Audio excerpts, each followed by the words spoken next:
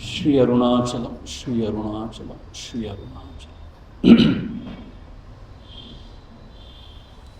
சதாசிவ பிரம்மேந்திரர் என்ன சொன்னார்னு கேட்டால், முதல் அத்தியாயம் சமாதி பாதம், அதாவது சித்தத்தை ஏகாகிருதமாக ஒரே நோக்கமாக வச்சுருந்து எப்படி சமாதி அடையிறது அப்படிங்கிற அந்த சமாதி பாதம் உத்தம அதிகாரிகளுக்குன்னு சொன்னார். அதுக்கப்புறம் மத்தியம அதிகாரிகளுக்கு அவங்களுக்கு வந்து கிரியாயோகம்னு சொன்னார். தபஸ்வாத்தியாய ஈஸ்வர பிரணிதானம், அந்த மூணு சொன்னார். ஈஸ்வர பிரணிதானம் இது மூணும் மத்தியம அதிகாரிகளுக்கு சொன்னார். அதுக்கப்புறம் அதை விட அதம அதிகாரம் அர்த்தம், இன்னும் அதுவும் எங்களால் செய்ய முடியாதுன்னு சொன்னால் அவங்களுக்காக தான் அஷ்டாங்க யோகம் அப்படின்னு சொல்லிட்டு இந்த 2வது சாப்டர் சாதனா பதத்தில் நம்ம அதை பார்க்க ஆரம்பிச்சோம். என்னாகும், இந்த மாதிரி அஷ்டாங்க யோகத்தை பழகணும்னா நம்ம கிளேஷங்கள் அர்த்தம் மனசில் இருக்கிற காம குரோதாதிகள்லாம், அவித்யா, அஸ்மிதா, ராகத்வேஷம், அபினிவேஷம் பார்த்தோம் இல்லையா, அதெல்லாம் கொஞ்சம் கொஞ்சமாக குறைஞ்சு மனம் தூய்மையடைந்து எல்லா தடைகளும் நீங்கி நமக்கு வந்து அந்த விவேக கியாதின்னு சொன்னோம். அதாவது எது புருஷன் எது பிரகிருதிங்கிற தெளிவு வரும், அந்த மேலாம் புருஷனில் அப்படியே ஒடுங்கி இருக்கலாம் அப்படிங்கிற மாதிரி பார்த்தோம். அதுக்காக தான் இந்த அஷ்டாங்க யோகம்னு முதல்ல சொன்னார். அஷ்டாங்க யோகம் என்ன, 8 அங்கங்கள் இருக்கு அப்படின்னு பார்க்க ஆரம்பிச்சோம். என்ன உங்கள் எல்லாருக்கும் தெரியும், யம, நியம, ஆசன, பிராணாயாமா. இந்த 4 வந்து பகிரங்கம் சொல்கிற மாதிரி வெளிப்புறமாக செய்கிற மாதிரி இருக்கும். அப்புறம் 5வதுலேருந்து பிரத்யாகாரத்தும் உள்முகப்படுறது, அப்புறம் தாரண, தியான, சமாதி, இதெல்லாம் பார்க்க போவோம் என்னன்னு சொல்லிட்டு அந்த 4ஐயும் சேர்த்து மொத்தம் 8 அங்கம்னு சொன்னார். இந்த 8 அங்கத்தை எவன் தேர்ச்சி பெறானோ அவன் மிக சிறந்த யோகியாக திகழ்வான், அவனுக்கு அந்த சமாதி வாய்க்கும் அப்படின்னு சொன்னார். அதில் யம நியமம்னா என்ன அப்படின்னு கேள்விக்கு, யமம்னா என்ன அப்படின்னு கேட்டால் அஹிம்சா, சத்ய, அஸ்தேய, பிரம்மச்சரிய, அபரிகிரக அப்படின்னு சொன்னார். அஹிம்சானா எந்த உயிர்களையும் துன்புறுத்தக்கூடாது, வாக்காலையும் சரி மனதாலையும் சரி ஈவன் ஃபிசிக்கலாகவும் சரி உடலாலையும் சரி எந்த உயிரையும் துன்புறுத்தக்கூடாது, அது அஹிம்சான்னு சொன்னார். சத்தியம் என்ன அர்த்தம், எது சரியோ எது நமக்கு உண்மைன்னு படுதோ அதைத்தான் பேசணும், அது சத்தியம், சத்தியனிஷ்டா.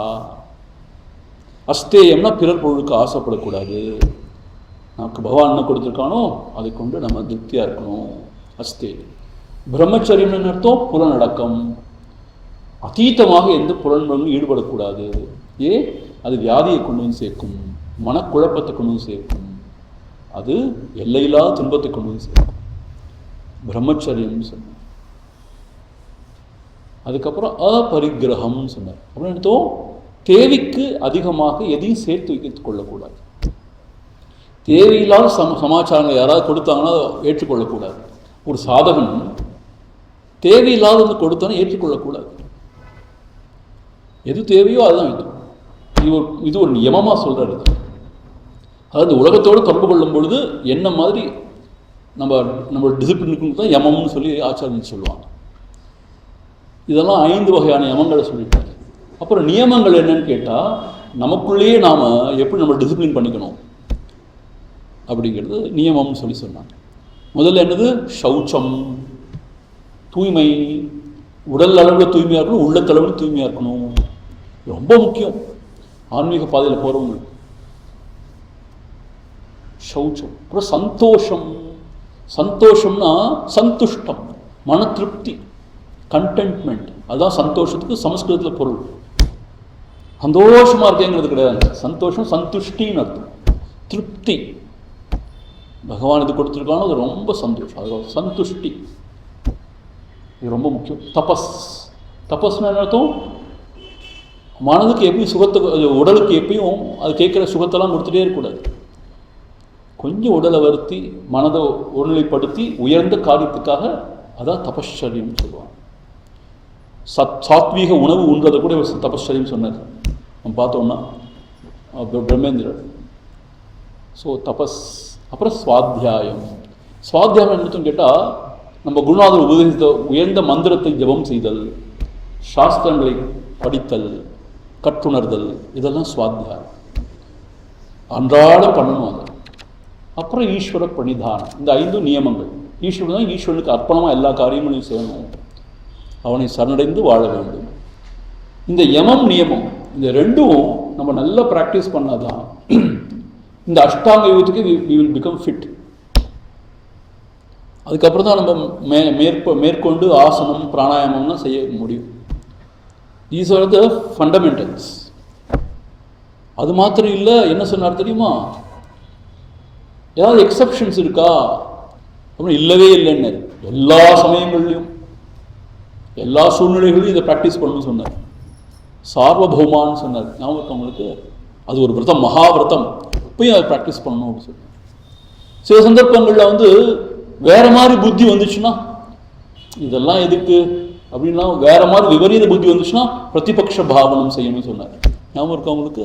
பிரதிபக்ஷ பாவனம் என்னன்னு கேட்டால், நான் ரொம்ப சிரமப்பட்டு இந்த நல்ல உயரிய ஒழுக்க நெறிகளை நான் பின்பற்றிட்டு வரேன், இப்போ நான் தவறுனேன்னு சொன்னால் மீண்டும் நான் பழையபடிக்கு போயிடுவேன், நரகத்திலாம் விழுவேன், அதெல்லாம் செய்ய முடியாது, எடுத்த இந்த விரதத்தை நான் அனுஷ்டிப்பேன் அப்படின்னு நம்மளே நாமே சொல்லி நம்மளே நாமே நான் தேர்த்தி கொள்ள வேண்டும், நல்வழியிலே போக முயற்சி செய்ய வேண்டும், இப்படி செய்யணும்னு சொன்னார். ஸோ இது வரைக்கும் போன வகுப்பில் பார்த்தாச்சு, எல்லாம் டீட்டெயில் தான். அப்புறம் ரொம்ப முக்கியமாக என்ன சொன்னார்னா, சரி இந்த யமங்கள் அங்கே சொன்னோம் இல்லையா, முதல்ல என்ன அஹிம்சா, அந்த அஹிம்சாலேயே ஒருத்தன் ஊன்றி இருந்தான், வாழ்க்கை பூரா அஹிம்சைங்கிற நெறிய ஒழுக்க நெறிய அவன் கடைபிடிச்சான்னா அவனுக்கு என்ன அதனால் லாபம், என்ன வகையான சித்திகள் அவனுக்கு உண்டாகும், அதெல்லாம் சொல்ல ஆரம்பித்தேன். அது ரொம்ப ரொம்ப இன்ட்ரெஸ்டிங்காக இருந்துச்சு. நான் அதையும் கொஞ்சம் ரிவைஸ் பண்ண போகிறேன் உங்களுக்கு. ஏன்னு கேட்டால் நம்ம படித்து ரொம்ப நாள் ஆச்சு இல்லையா, அதனால அஹிம்சா பிரதிஷ்டாயாம் தத் சந்நிதௌ வைரத்யாகா இப்படி ஆரம்பித்தேன். நான் நீங்கள் திருப்பி சொல்ல வேண்டாம், நான் உங்களுக்கு ரிவைஸ் பண்ண போகிறேன். 35வது சூத்திரத்தில் அஹிம்சா பிரதிஷ்டாயாம், அஹிம்சையிலேயே ஒருத்த ஊன்றி இருந்தான்னா தத் சந்நிதௌ அவனுடைய சன்னிதானத்தில் அவனுடைய அருகாமையில் வைரத்யாகா மிருகங்கள்லாம் கூட தங்களுடைய பகைமையை மறந்துட்டு சௌஜன்யமாக இருக்கும். அர்த்தம் அவன் மனசு ரொம்ப அமைதியாக இருக்கும். அந்த அமைதியில் ஊறி திளைத்த அந்த மிருகங்களுடைய மனம் கூட தங்களிடம் உள்ள பகைமையை விட்டுட்டு அமைதியாக இருக்கும். அர்த்தம் ஒரு பெரிய புலியும் ஒரு ஆட்டுக்குட்டியும் கூட இருந்தால் கூட ஒன்று சண்டை போட்டு அடித்து சாப்பிடாது, அமைதியாக இருக்கும். ஸோ இந்த மகா ஞானிகள் எங்கே போனாலும் எல்லா மிருகங்களும் எல்லா உயிரினங்களும் அவளுக்கு வசப்படும், அவளை எதுவும் துன்புறுத்தாது, தாக்காது, அடங்கி இருக்கும். இதுதான் அஹிம்சா பிரதிஷ்டாவுடைய மேன்மை. சத்திய பிரதிஷ்டா, சத்தியத்திலேயே ஊன்றி இருந்தான்னா கூட அவன் எப்பயும் சத்தியமே பேசணும் தெரியுமா, அவன் சொன்னதெல்லாம் பலிக்கும். கிரியப்பல ஆசிரியத்வாத், ஆசிரியத்துவம்னு சொல்றாரு. என்ன அர்த்தம், அவன் வாயை திறந்து எது சொன்னாலும் அது பலிக்கும், சத்திய சங்கல்பன் ஆயிடுவான். உங்களுக்கு அனுகிரகம் பண்ணு சொல்லிட்டு உங்களை வாழ்த்தினார்னா அது அப்படியே நடக்கும். அவருக்கு மனம் தோன்றாமல் நடந்து அவர் ஏதாவது ஒரு சாபம் மாதிரி கொடுத்துட்டாலும் அதுவும் பழிச்சு. ஸோ அவருடைய வாக்கு அவ்வளோ தூய்மையானதுனால அவர் சொன்னதெல்லாம் பழிக்கும், சத்திய சங்கல்பமாயிடுவார். அது மாத்திரம் இல்லை, அஸ்தேய பிரதிஷ்டாயா, ஒருத்தன் பிறர் பொருள் நாடாமல் அடுத்தவர்களுக்கு ஆசைப்படாமல் இருந்தான், அஸ்தேயங்கிற அந்த யமத்தோடு இருந்தான்னு சொன்னான். ரத்ன உபஸ்தானம், அவனுக்கு எல்லா செல்வங்களும் அவன் கேட்காமலே அவனை சேரும். ரத்னம்னு அர்த்தம் ஜெம்ஸ், உயர்ந்த மாணிக்கங்கள், வைடூரியங்கள், இதெல்லாம் அவன் முன்னாள் தோன்றுங்கிற மாதிரி இங்கே சொல்லப்படுது. பிரம்மச்சரிய பிரதிஷ்டாயாம், பிரம்மச்சரியத்தில் ஊன்றி இருந்தான்னா வீரிய லாபகா, அவனுடைய வீரியம் இன்னும் இன்னும் மேன்மேலும் அவனுக்கு இன்னும் உறுதியை கொடுக்கும். அது மாத்திரம் இல்லை, அப்படி பிரம்மச்சரியத்தோடு இருக்கிற குருநாதர் ஒரு உபதேசம் சொன்னார்னா அந்த உபதேசம் கைகூடும் அந்த சிஷ்யனுக்கு. அப்படி நம்ம பார்த்தோம், வீரிய லாபா. ஸோ பிரம்மச்சரியம் ஒரு உத்தமமான ஒரு நெறி. அது அப்பரிகிரகா, தேவையில்லாத பொருட்களை சேர்த்து வைத்து கொள்ளாமல் இருந்தோன்னா என்ன ஆகும்னு கேட்டா என்ன சொல்றாரு தெரியுமா, ஜன்ம கதந்தா சம்போதகா, எல்லோருடைய பூர்வ ஜென்மத்தை பற்றின ஞானமும் உண்டாகுமா. தன்னுடைய ஜென்மம் மட்டும் இல்லை, யார் வந்தாலும் முன்னாடி அவங்களோட பூர்வ ஜென்மத்தை பற்றின அறிவு அவருக்கு உண்டாகும். ஸோ அதனால அப்பரிகிரகத்தை அவ்வளோ உயர்வாக அவர் சொல்லியிருந்தார். இது சொன்ன பிறகு அப்புறம் நியமத்தோட அதோடைய அந்த நெறிய நம்ம கடைபிடித்தா என்ன ஆகுங்கிறது சொல்லுவாங்க. சௌச்சம் தூய்மை, சௌச்சாத் ஸ்வ அந்த ஜுகுப்சா, நம்ம உடல் மேலேயே நமக்கு ஒரு அருவருப்பு உண்டாகும். ஏன் இந்த 9 ஓட்டைகள் வழியாக அழுக்கு தான் வெளில வந்துச்சு. We don't glorify this body. சீச்சி அப்படின்னு நம்ம உடம்பு மேலேயே நமக்கு இது ஒரு உயர்ந்த நெறி. ஏன்னு கேட்டால் இதுதான் உடம்பை நம்ம சுத்தமாக துச்சமாக நினச்சாதான் ஆன்ம சுகத்தில் இருக்க முடியும். உடம்பை பெரிதாக கருதணும்னா உடம்பு கேட்குற சுகத்தையே கொடுத்துட்டு இருக்கும். அது இந்த உலகத்திலேயே தான் இருக்கும். ஸோ இந்த சௌச்சம் தூய்மையை நம்ம ப்ராக்டிஸ் பண்ணோம்னா நம் உடல் மீதே நமக்கு ஒரு அருவருப்பு உண்டாகும். அது மாத்திரம் இல்லை, மற்ற உடல் தொடக்கூட மாட்டோம் அப்படின்னு சொல்றாரு. பரைஹி ஆசம்சர்கா, தீண்டவே மாட்டோம் யாரையும் அப்படிங்கிற மாதிரி சொல்றாரு. ஸோ உயர்ந்த யோகிகள் அப்படி இருப்பாங்க. அவங்க யாரையும் தீண்ட மாட்டாங்க. ஏன்னா அவங்களுக்கு தெரியும் இது அல்பமானது, சௌச்சம் அப்படின்னு தெரியும் அவங்களுக்கு. சரி, மனசுத்தி உள்ள சுத்தி உண்டாச்சுன்னு என்னாகும்? சத்வசுத்தி சௌமனஸ்ய ஏகாகிர இந்திரிய ஜயாத் ஆத்ம தர்ஷன யோக்கியத்வானிச்ச. என்ன அர்த்தம்? சத்வசுத்தின்னு அர்த்தம். ரஜஸ் தமஸ் குறைஞ்சு சத்துவம் அதிகமாகும். அவங்களுக்கு சித்த ஏகாகிருதம் உண்டாகும். அவங்க மனசு எல்லா இடத்துல ஒரே இடத்துல குவிஞ்சு இருக்கும். அதான் சித்த ஏகாகிரம். அது மாத்திரம் இல்லை, சௌமனஸ்ய சியர்ஃபுல் ஆட்டிடியூட். எப்பயும் மனம் பிரசாந்தியாக இருக்கும். ஒரு மாதிரி எப்பயும் ப்ளசண்ட்டாக ஆனந்தமாக இருக்கும். அது இந்திரிய ஜெய, இந்திரியத்தை வெல்லக்கூடிய தன்மை கிடைக்கும். ஆத்ம தர்ஷன யோக்கியத்வானிச்ச, இந்த ஆத்ம தர்ஷனம் உண்டாடுறதுக்கான யோக்கியதா அவங்களுக்கு வந்துடும். ஸோ அதனால் அந்தர்சுத்தி எவ்வளோ முக்கியங்கிறத இதெல்லாம் நம்ம போன வகுப்பு பார்த்தாச்சு. நம்ம ஏன் திருப்பி ரிவைஸ் பண்ணுறேன்னா சில பேருக்கு மறந்து போயிருக்கலாம் தான் நான் ரிவைஸ் பண்ணுறேன். அப்புறம் சந்தோஷாத், மன திருப்தியோடு ஒருத்த வாழ்ந்தால் அவனுக்கு என்ன கிடைக்கும்? அனுத்தம சுகலாபகா, அனுத்தமதும் ஒப்புயர்வற்ற சுகம், ஆனந்தம். அப்போ மன திருப்தியோடு யார் இருக்கானோ அவன் தான் ஆனந்தமா இருக்கான் உலகத்தில். பெரிய அரசனாக இருந்தாலும் மன திருப்தி இல்லாமல் இருந்தான்னா, இன்னும் வேணும் இன்னும் வேணும்னா தரித்திரனாக இருப்பான். கொஞ்சம் இருந்தாலும் சரி, மன திருப்தி இருந்தது சொன்னா அவனுக்கு உத்தம சுகம், உத்தம சுக லாபகா அப்படின்னு சொன்னார். அப்புறம் தபஸ், தபஸ்னால் என்ன கிடைக்கும் அப்படின்னு கேட்டா காய இந்திரிய சித்திகி.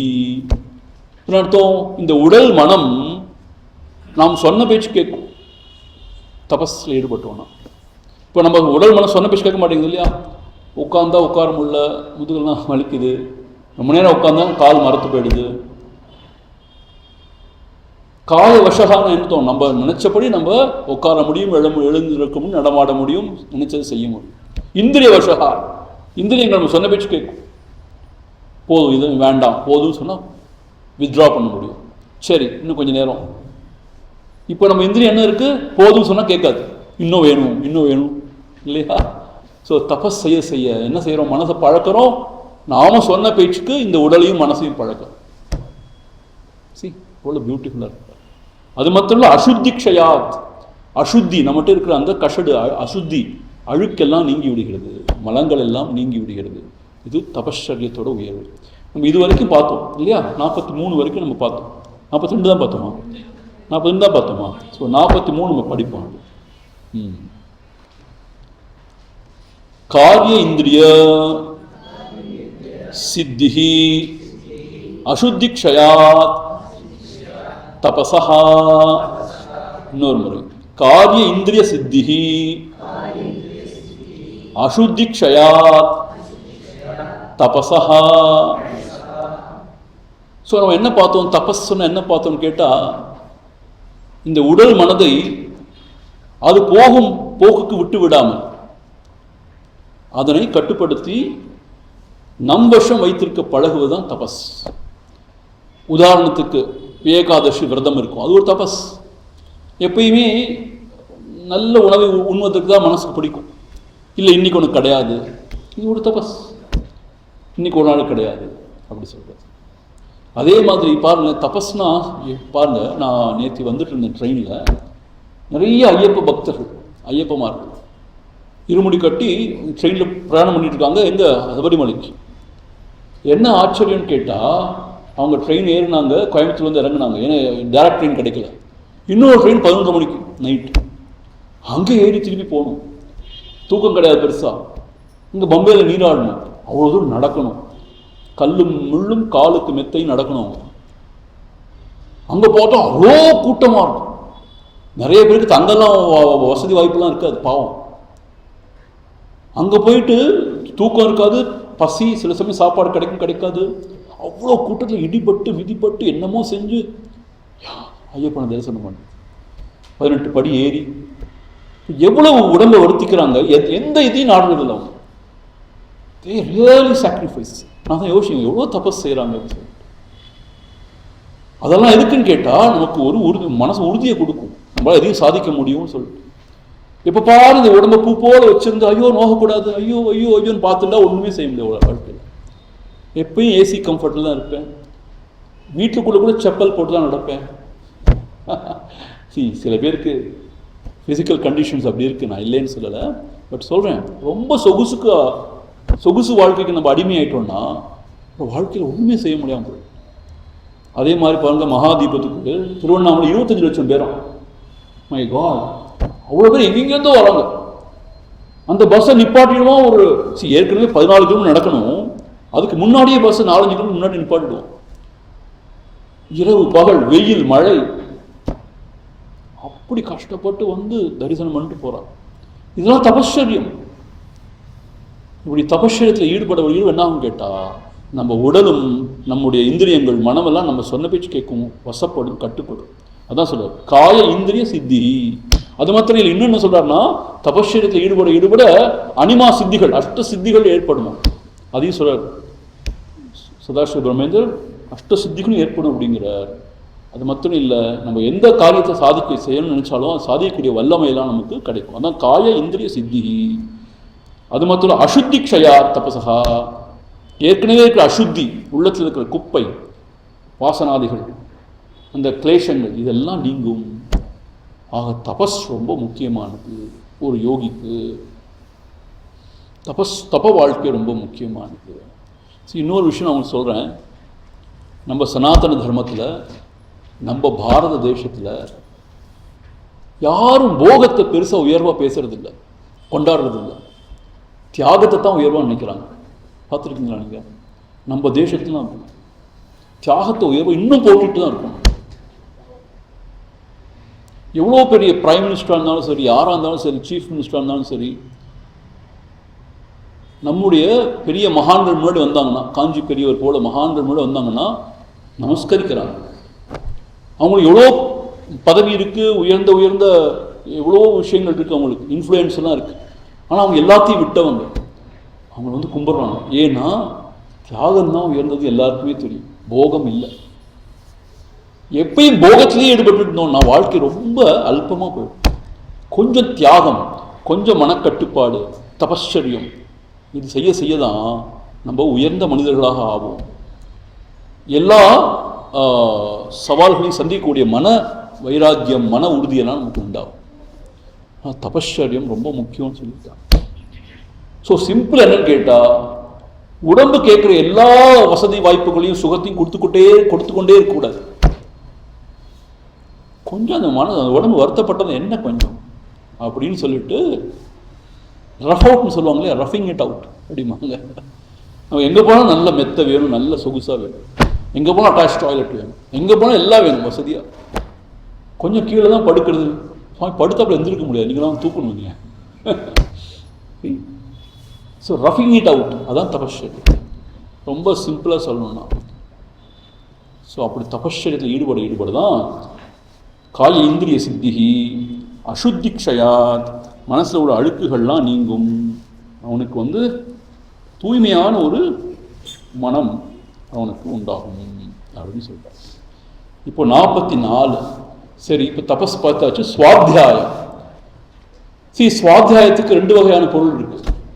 ஒன்று என்னன்னு கேட்டால், சாஸ்திரங்கள் எல்லாம் படிக்கிறது, வேதாந்தங்கள் எல்லாம் படித்து அதை பற்றி சிந்திக்கிறதுக்கு சுவாத்தியாயம்னு சொல்லுவோம்.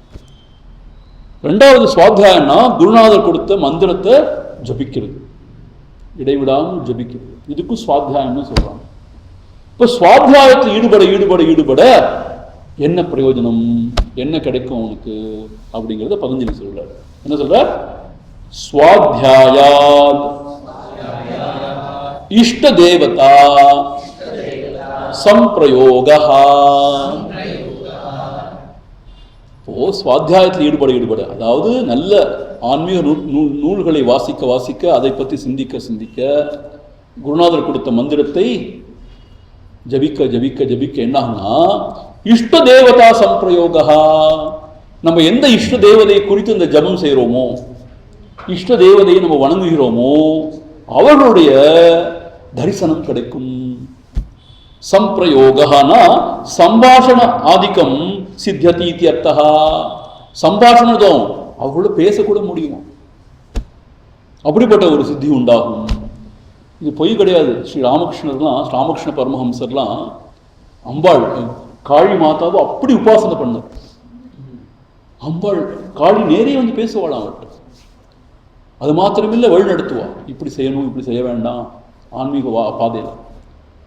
ஸோ அப்படின்னு யோகசாஸ்திரம் சொல்லுது பாருங்க. அந்த சுவாத்தியாயம் அந்த அந்த இஷ்ட தேவதைக்கு உரித்தான மந்திரத்தை சொல்ல அந்த தேவதையை வணங்க சித்தம் சுத்தமாகி எந்த தேவதையை நம்ம உபாசனை செய்கிறோமோ அதனுடைய என்ன சொல்றது, அதனுடைய தரிசனம் நமக்கு கிடைக்கும். அது மாத்திரம் இல்லை, அந்த தேவதைகிட்டே பேசுகிற மாதிரி ஒரு சித்தி உண்டாகும். இதெல்லாம் கட்டுக்கதை கிடையாது. இதெல்லாம் நம்மளோட முன்னோர்கள் அனுபவிச்சிருக்காங்க. கடவுளை கண்டிருக்காங்க, கண்ணால் கண்டிருக்காங்க. இப்பயே நம்ம காண முடியலன்னா நம்ம அந்த மாதிரி உபாசனை செய்யறது இல்லை. 5 நிமிஷம் கூட நம்ம மனசு ஒடுங்க மாட்டேங்குது. எதையாவது நினச்சி சிந்திச்சுட்டே இருக்கோம், ஓடிட்டே இருக்கோம், என்னமோ செஞ்சுட்டே இருக்கும். ஸோ அவங்க அப்படி ஒரு மனம் ஒருநிலைப்பட்டு தியானம் பண்ணியிருக்காங்க.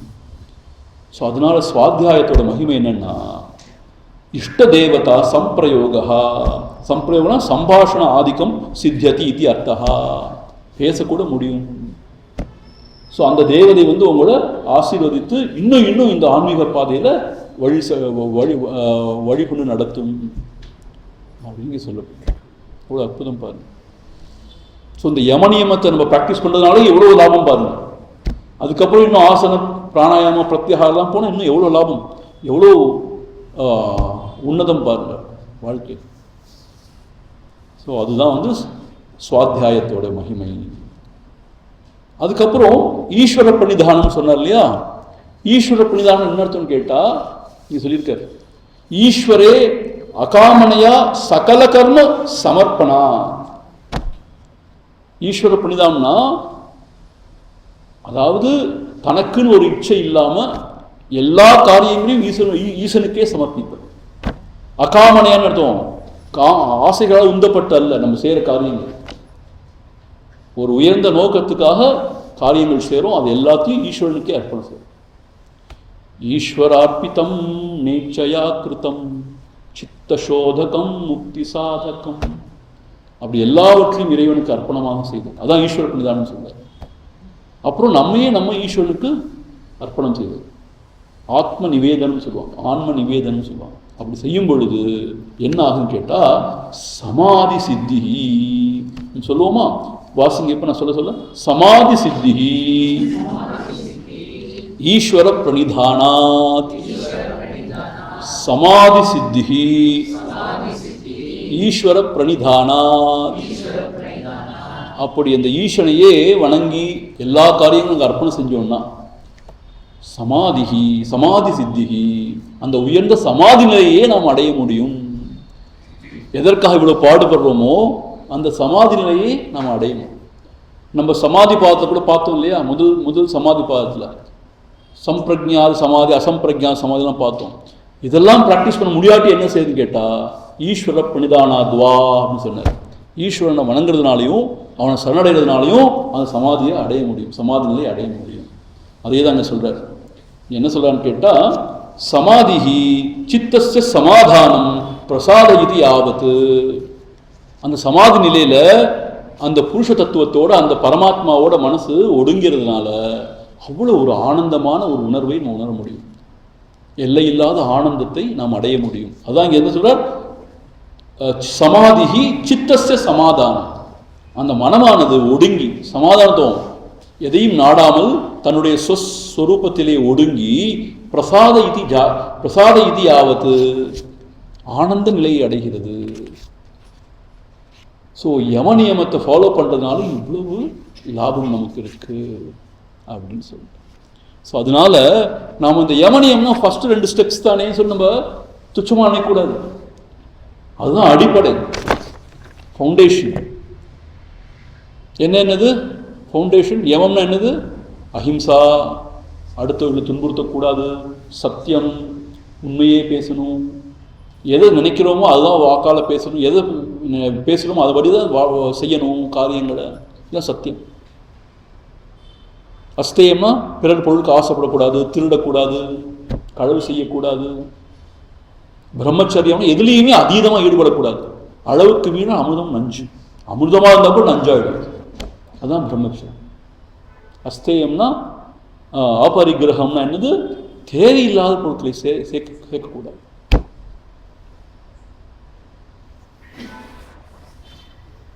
இதெல்லாம் செஞ்சோன்னா உயர்ந்த வாழ்க்கை வாழ முடியும். அதே மாதிரி சௌச்சம், தூய்மை, புற தூய்மை, அகத்தூய்மை, எப்பயும் தூய்மையாக இருக்கும். சௌச்சம், சந்தோஷம், திருப்தி, மன திருப்தியோடு இருக்கும்.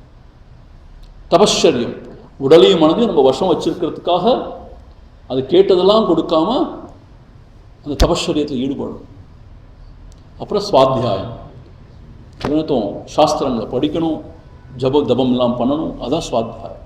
அப்புறம் எல்லாவற்றையும் ஈஸ்வரனுக்கு அர்ப்பணம் செய்யணும், அது ஈஸ்வர பணிதான். இதெல்லாம் தான் பேசிக்ஸ். யோக வாழ்க்கை வாழ்றதுன்னா இதுதான் பேசிக்ஸ். அதெல்லாம் விட ரொம்ப முக்கியமான தபஸ் என்னன்னு கேட்டால் மித சாத்வீக ஆகாரம். சாத்வீகமான ஆகாரத்தை தான் சாப்பிடணும், அதுவும் மிதமாக, அளவா. அது ரொம்ப முக்கியமான ஒரு நியமம். இதெல்லாம் செஞ்சோன்னு சொன்னால் அந்த யோகியாரத்துக்கு நம்ம முதல் ஸ்டெப் எடுத்து வச்சுக்கோன்னு அர்த்தம். ஸோ இதுதான் யம நியமங்கள்னு சொன்ன பிறகு அடுத்து 3வது ஸ்டெப் என்னது? ஆசனம்.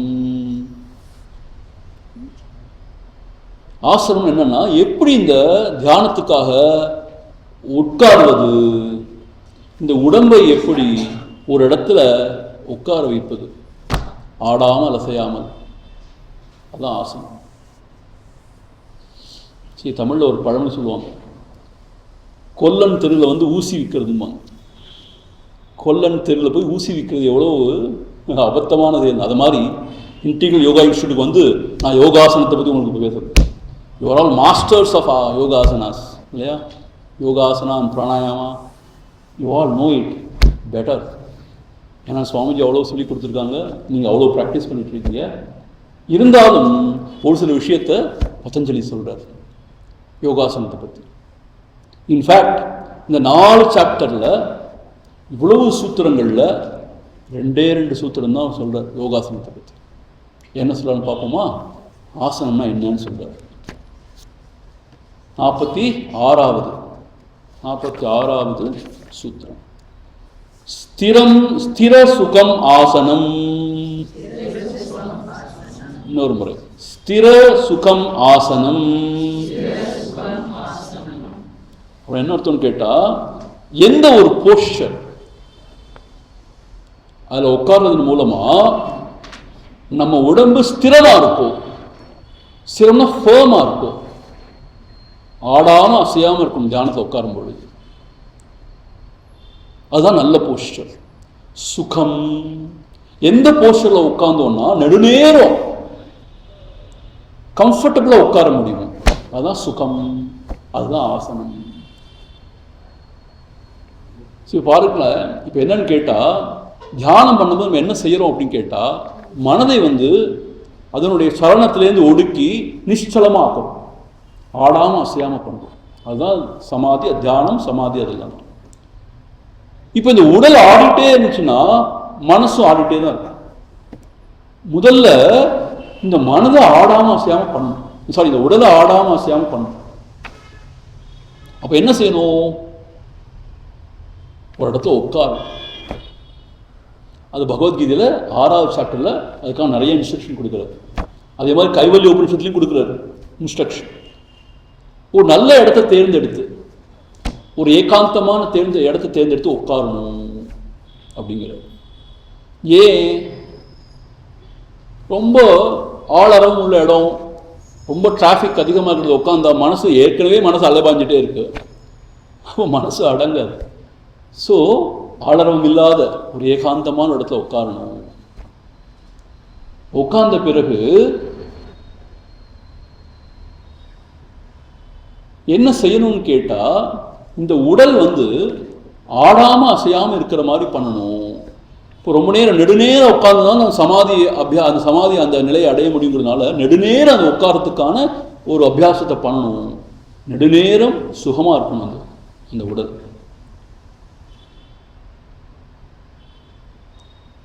ஸோ சுகம் ஸ்திரம் ஆசனம் அல்லது ஸ்திரம் சுகம் ஆசனம்.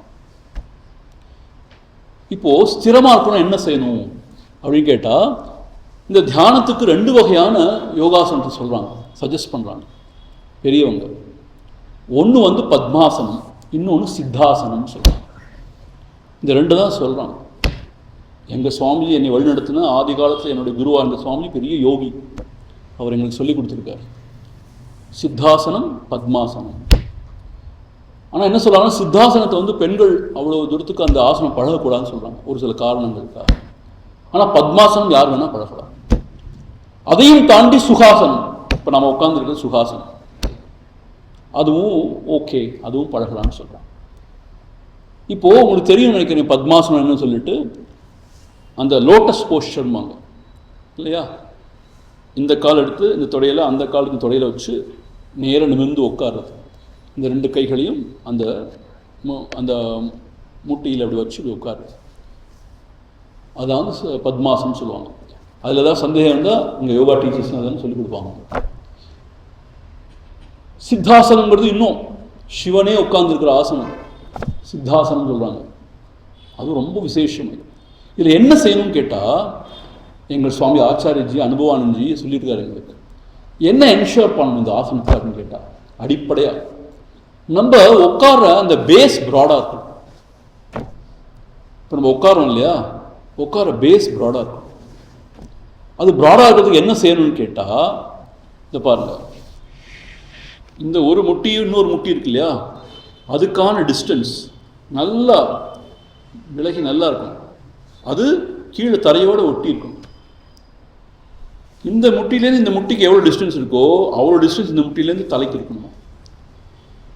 ஒரு ஈக்குவலேட்ரல் ட்ரையாங்கிள் மாதிரி இருக்கணும் பாருங்க. ஸோ பேஸ் நல்லா அகலமாக நல்லா இருந்துச்சுன்னா ஸ்டேபிளாக இருக்கணும். அதே மாதிரி கிருஷ்ணன் சொல்லியிருக்கார் கீதையில், நம்மளுடைய முதுகுத்தண்டு நிமிர்ந்து இருக்கும், நேராக இருக்கும்.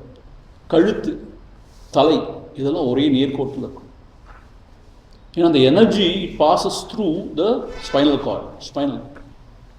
அதனால் அது நிமிர்ந்துருக்கும். இப்படி கூணி குறுகி உட்காந்து தியானம் பண்ண முடியாது. சுவாமி பாப்கார்ன் சாப்பிட்டு சினிமா பார்த்துட்டு தியானம் பண்ண முடியுமா? படுத்துட்டே அனந்த சயனம், தூக்கம் வந்துடும். ஏற்கனவே தூக்கம் வரும் தியானத்தில் உட்காந்தா. ஸோ முதுகு நிமிர்ந்து இருக்கணும், கழுத்தும் தலையும் ஒரே நேர்கோட்டில் இருக்கும். சில பேர் தியானம் பண்ண பண்ணும்போது தலை சாஞ்சிடும், அப்படின்னா தூங்குறாங்கன்னு அர்த்தம். நல்லா தியானம் பண்ணி சுவாமிமா, இல்லை நல்லா தூங்கிருக்கீங்க. ஸோ நமக்கு நிறையா சமயம் தூக்கத்துக்கும் அந்த தியானத்துக்கு வித்தியாசம் தெரியாமல் போயிடும். 2 அமைதியான நிலை தான். ஸோ முதுகுத்தண்டு, கழுத்து, தலை நேராக இருக்கும். இன்னொரு முக்கியமான விஷயம் சுவாமி சொல்லுவார். என்ன சொல்லுவான்னு கேட்டால், நம்ம உட்காரும்போது இந்த 2 பின் போன்ஸ்லாம் உட்காருறோம். ஆக்சுவலாக நம்ம உட்கார்றது எப்படி உட்காரணும், இந்த 2 பின் போன்ஸ் இருக்குது, அந்த பின் போன்ஸ்லாம் உட்காரணும். அவர் என்ன சொல்லுவார் தெரியுமா, அந்த பின் போன்ஸ் சரியாக உட்கார்ந்ததில் நம்மளோட சென்டர் ஆஃப் கிராவிட்டி இந்த 2 பின் போன்ஸுக்கும் நடுவில் இருக்கணும். நடுவில் அந்த சென்டர் ஆஃப் கிராவிட்டி விழணும் பாரு. இப்படி இருந்தால் ஆசனம் பர்ஃபெக்டாக இருக்கும் பாரு. ஸோ ஒன்று பேஸ் நல்ல விஸ்தாரமாக அகலமாக இருக்கும். அதுக்கு இந்த 2 முட்டிக்கு உள்ள டிஸ்டன்ஸும் இந்த முட்டிக்கும் தலைக்குள்ள டிஸ்டன்ஸும் ஈக்குவலாக இருக்கணும் பாரு. 2வது முதுகுத்தண்டு, கழுத்து, தலை நேராக இருக்கும்.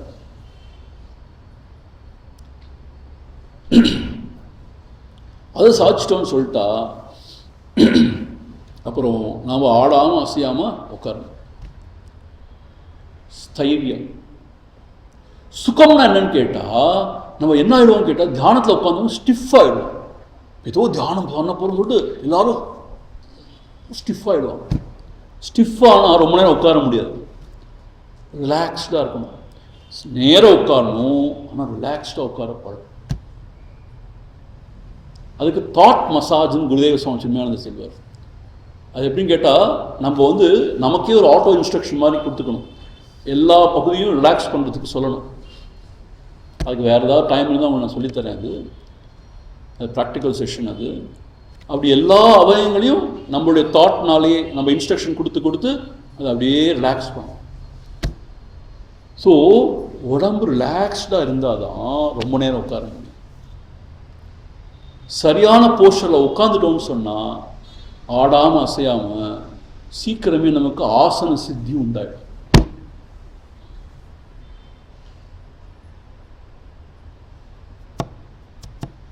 ஆக இதோடைய முக்கிய சாராம்சம் என்னன்னு கேட்டால், ஸ்திரம் இல்லை ஃபேமாக இருக்கணும்,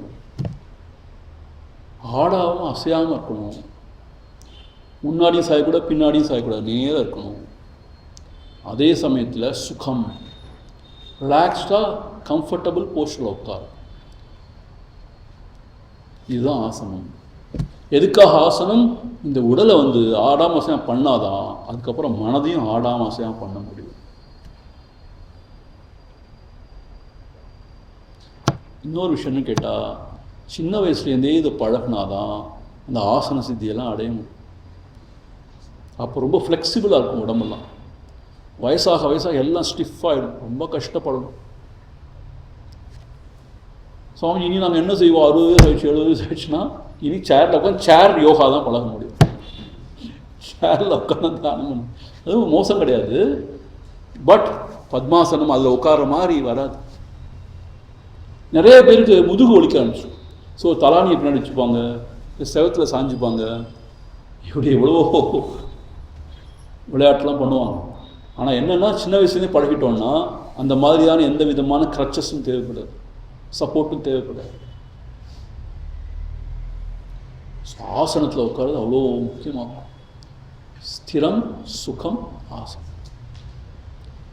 ஆடாமல் அசையாமல் ஃபேமாக உட்காரணும், நீண்ட நேரம் எந்த வலியும் இல்லாமல். இன்னொரு முக்கியமான விஷயம் என்னென்னா, கால் மரத்து போகும். ஒரு 15 நிமிஷம் உட்காந்தாலே கால் மரத்து போகும். ஏன்னா பிளட் சர்க்குலேஷன் சரியாக இல்லைன்னு அர்த்தம். அப்போ நம்ம போஸ்டரில் சரியாக உட்காலேன்னு அர்த்தம். ஏதோ சம்திங் ராங் வித் போஸ்டர், அதனால கால் மரத்து போகும். சரியான போஸ்டரில் உட்காந்து அவ்வளோ கால் மரத்து போகாது. இப்போ என்ன செய்யணும்? You have to wake up the legs. இப்படி கால் அப்படி பண்ணி கொஞ்சம் மரத்து போகிறது சரி பண்ணணும். என்ன செய்யறது வேறு? இதெல்லாம் வயசான பிறகு பழகிறதுனால வர தோஷங்கள். சின்ன வயசில் சரியான ஆசனம் பழகிட்டே வந்தோம்னா இதெல்லாம் இந்த உபாதைகள்லாம் உண்டாகாது. ஸ்திரம் சுகம் ஆசனம். சரி, இன்னொரு சூத்திரம் சொல்கிறார் ஆசனத்துக்கு. இங்கே பாருங்க, அவர் நீ பத்மாசனத்தில் உட்காரணும், சித்தாசனத்தில் உட்காரணும் உண்மையே சொல்லலை. எந்த ஆசனம் உனக்கு கம்ஃபர்டபுளாக இருக்கோ, சுகமாக இருக்கோ, உனக்கு ஸ்திரமாக இருக்கோ, ஆடாமல் செய்யாமல் இருக்கியோ, அது நல்ல போஸ்டர் சொல்லிட்டாரு. ஏன்னா அதுதான் தியானத்துக்கு உகந்தது.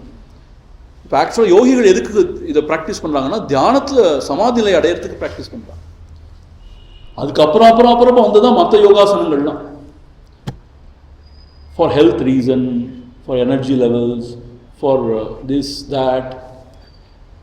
அது ஒரு சாஸ்திரமே இருக்குது. இருந்தாலும் சாராம்சம் என்னன்னு கேட்டால், தியானத்தில் சமாதி நிலை அடையணும்னா நல்ல ஆசன சித்தி உண்டாகும். செகண்ட் சூத்ரா, 47வது சூத்திரம். பிரயத்ன சைத்தில்ய அனந்த சமாபத்திபியாம். பிரயத்ன சைத்தில்ய அனந்த சமாபத்திபியாம். இங்க என்ன சொல்றாருன்னா, பிரயத்ன சைத்தில்யன்னா more and more you become effortless, more and more you are steady and comfortable in the asana. பிரயத்னன்னா அர்த்தம் ஸ்ட்ரகிள், பிரயத்னம் பண்ணுறோம் சொல்லுவோம் இல்லையா. சைத்தில்யன்னா லெஸ் த ஸ்ட்ரகிள். இப்போ என்ன அர்த்தம்னு கேட்டால், ஆசனத்தில் உட்காந்து நான் சொன்னேன் இல்லையா, ரிலாக்ஸ் பண்ணணும் பாடியை ஃபஸ்ட். அது ரொம்ப ஸ்டிஃபாக இருந்துச்சுன்னா நிறைய எஃபர்ட்ஸ் போட்டிருக்கோன்னு அர்த்தம், அதோட ஸ்ட்ரகிள் பண்ணுறோன்னு அர்த்தம். இப்போ என்ன செய்யணும், அப்படியே ரிலாக்ஸ் பண்ண கற்றுக்கணும். வாழ்க்கையில் எங்கள் ஆச்சாரிய சொல்லி கொடுத்துருக்கார், எங்கே ரொம்ப எஃபர்ட்ஸ் போடுறோமோ, எங்கே ரொம்ப எஃபர்ட்ஸ் தேவைப்படுதோ அதெல்லாம் நம்மளுடைய சுபாவத்துக்கு அன்நேச்சுரலாக. எங்கே எஃபர்ட்ஸே தேவையில்லையோ அதுதான் நம்ம சுபாவத்துக்கு நல்லதான் அப்படிங்கிற மாதிரி சொல்கிறார். ஸோ பிரயத்ன சைத்தில்ய அப்படின்னு அர்த்தம், எஃபர்ட்ஸ் ரொம்ப இருக்கணும், ரொம்ப ரிலாக்ஸ்டாக இருக்கப்படும், நிறைய இருக்கணும், அதே மாதிரி ரிலாக்ஸ்டாக பண்ண படம். இங்கே சதாசிவ பிரம்மேந்திரர் இன்னும் அழகான சில விஷயங்களை சொல்கிறார், எப்படி ரிலாக்ஸ்டாக இருக்கலாம்னு சொல்லிட்டு. என்ன சொல்கிறார் தெரியுமா, ஒன்று தஸ்யச்ச பிரயத்ன சைத்தில்யம் லௌகிக உபாயா. நீ தியானத்தில் உட்காரும் போது உடம்பை ரிலாக்ஸ் பண்ணுங்கிறது லௌகிகத்தில், அதாவது நடைமுறையில் ப்ராக்டிஸ் பண்ணுற விஷயம். இன்னொன்று சொல்கிறார், என்ன சொல்கிறாருன்னா, கமன கிருஹகிருத்திய தீர்த்த ஸ்நான ஆதி விஷயோ யஹா பிரயத்னா மானசா உற்சாக தஸ்ய சைத்தில்யம். என்ன சொல்கிறான்னு கேட்டால், உங்கள் வாழ்க்கையை நீங்கள் நல்லா ஆர்கனைஸ் பண்ணிட்டீங்கன்னா, ஆர்கனைஸ் பண்ணி வச்சுருந்தீங்கன்னா என்ன அர்த்தம், இங்கே வெளியில் போகிறதா நல்லா பிளான் பண்ணுறது, வீட்டு வேலைகள் இருந்தால் அதை நல்லா லிஸ்ட் போட்டு பிளான்லாம் பண்ணி, வேறு எங்கேயாவது தீர்த்த யாத்திரை போகிறதோ வர்றதோ, இப்படி ரொம்ப ஆர்கனைஸ்டாக இருந்தீங்கன்னா உங்கள் வாழ்க்கையில் இப்போ நேச்சுரலாகவே எஃபர்ட்லெஸ்ஸாக வாழ முடியும். நிறைய பேர் ஆர்கனைஸ்டாகவே இல்லை இல்லையா, கடைசி நிமிஷம் தான் அடிச்சு பிடிச்சி எதுவெல்லாம் செய்வாங்க. அப்படி இருந்தால் எப்பயுமே எஃபர்ட்ஸ் தான், எப்பயுமே ஒரே டென்ஷன் தான். அதே மாதிரி ஃபினான்ஸையும் ஒழுங்காக அளவுக்கு அழகாக நீ ஆர்கனைஸ் பண்ணிட்டீங்கன்னா ஓரளவு மனசு ரிலாக்ஸ்டாக இருக்கும். மனசு ரிலாக்ஸ் வந்து உடம்பு ரிலாக்ஸ்டாக இருக்கும், உடம்பு ரிலாக்ஸ் ஆக மனசு ரிலாக்ஸ் ஆகும். இதெல்லாம் ஒன்றுக்கு ஒன்று சம்பந்தமானது. அப்படி சொல்கிறார் யார், சதாசிவ பிரம்மேந்திரர். ஸோ ஒன்று உடம்பை ரிலாக்ஸ் பண்ணுறது ஒன்று, ரெண்டாவது வாழ்க்கையவே முறைப்படுத்தி வாழ ஆரம்பிச்சிட்டோம்னா நேச்சுரலாகவே எஃபர்ட்லெஸ்ஸாக இருப்போங்கிறாரு.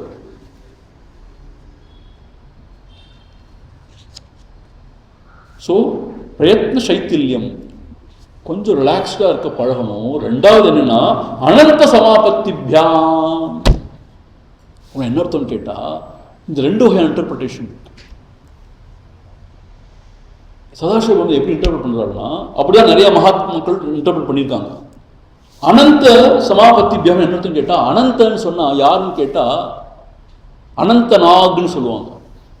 அதாவது பார்க்கடல்ல அந்த பரந்தாமன் படுத்திருக்கார் இல்லையா, நாராயணன் விஷ்ணு பகவான் எதில் படுத்திருக்காரு, சேஷநாகத்லாம் படுத்திருக்காரு இல்லையா, அது 1000 தலை கொண்ட சேஷநாக், அதெல்லாம் படுத்திருக்காரு.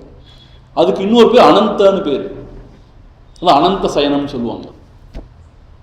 ஸோ அந்த சேஷநாக 1000 தலைகள் கொண்டதான், அது தலையில தான் 14 உலகத்தையும் தாங்கி இருக்கிறதா ஐதீகம், அப்படிதான் புராணங்கள் சொல்லி.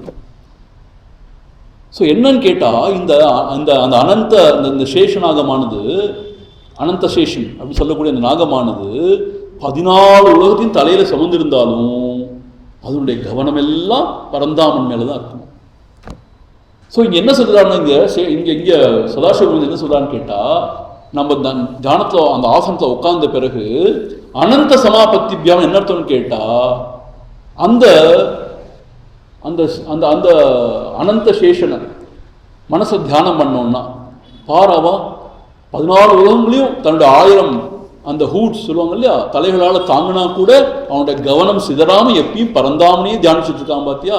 அந்த மாதிரி தான் நாம் அவனை தியானிக்கணும் அப்படின்னு மனசில் தியானம் பண்ணணுமா கொஞ்சம்.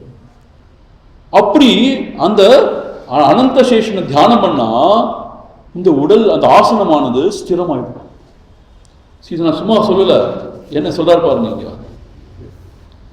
ஃபனசஹஸ்ரேன தரணியும் தாரயித்வா ஸ்தைத்யேன அவஸ்திதா யஹா அயம் அனந்தஹ ச ஏவ அகம் அஸ்மி இதி தியானம் சிஸ்தஸ்ய அனந்தே சமாபத்திஹி.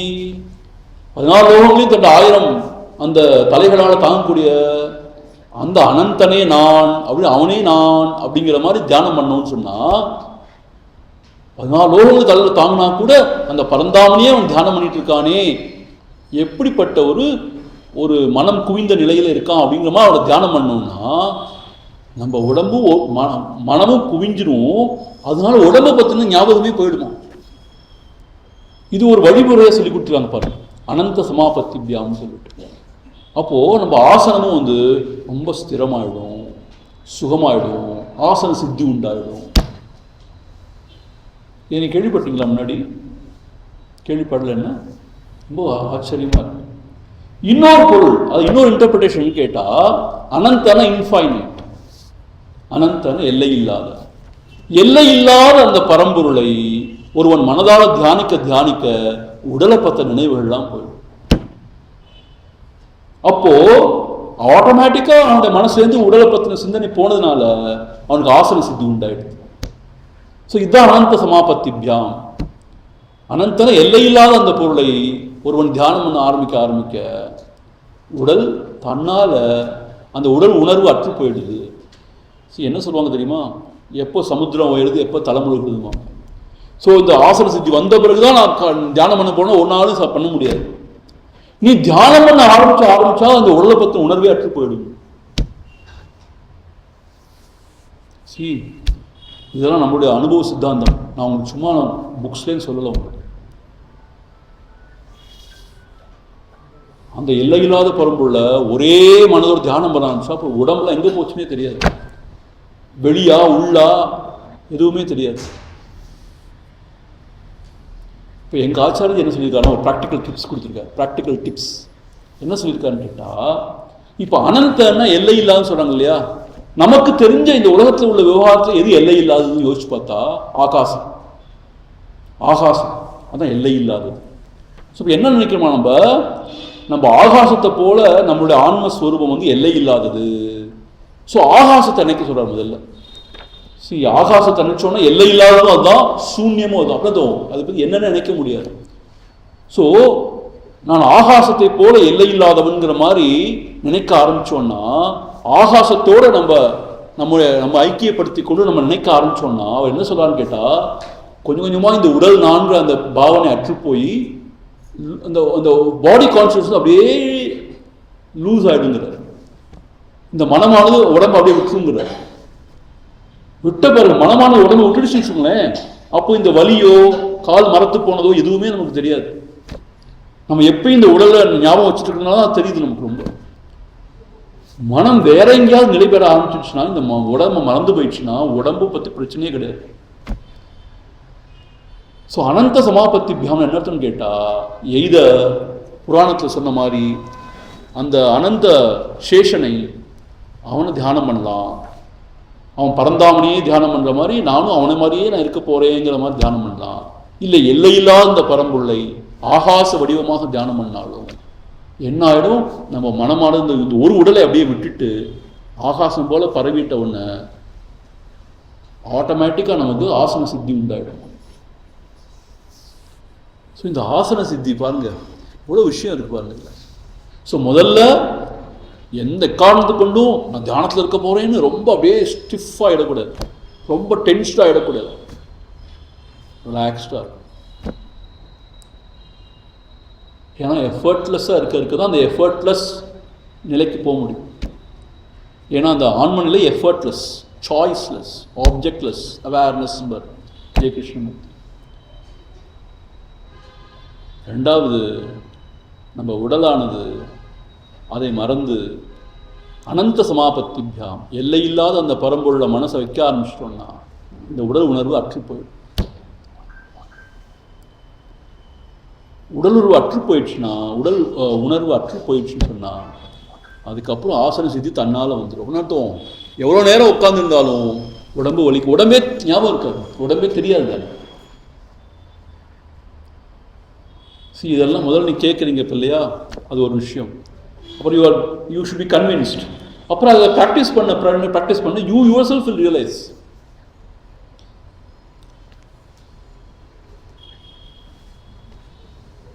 ஏன் சுவாமி ஆசனத்துக்கு இவ்வளோ முக்கியத்துவம் கொடுக்குறாங்கன்னு கேட்டால், இந்த உடலை முதல்ல நம்மளால் ஒரு இடத்துல வச்சுக்க முடியலன்னா மனசை எங்கேயும் வச்சுக்க முடியாது.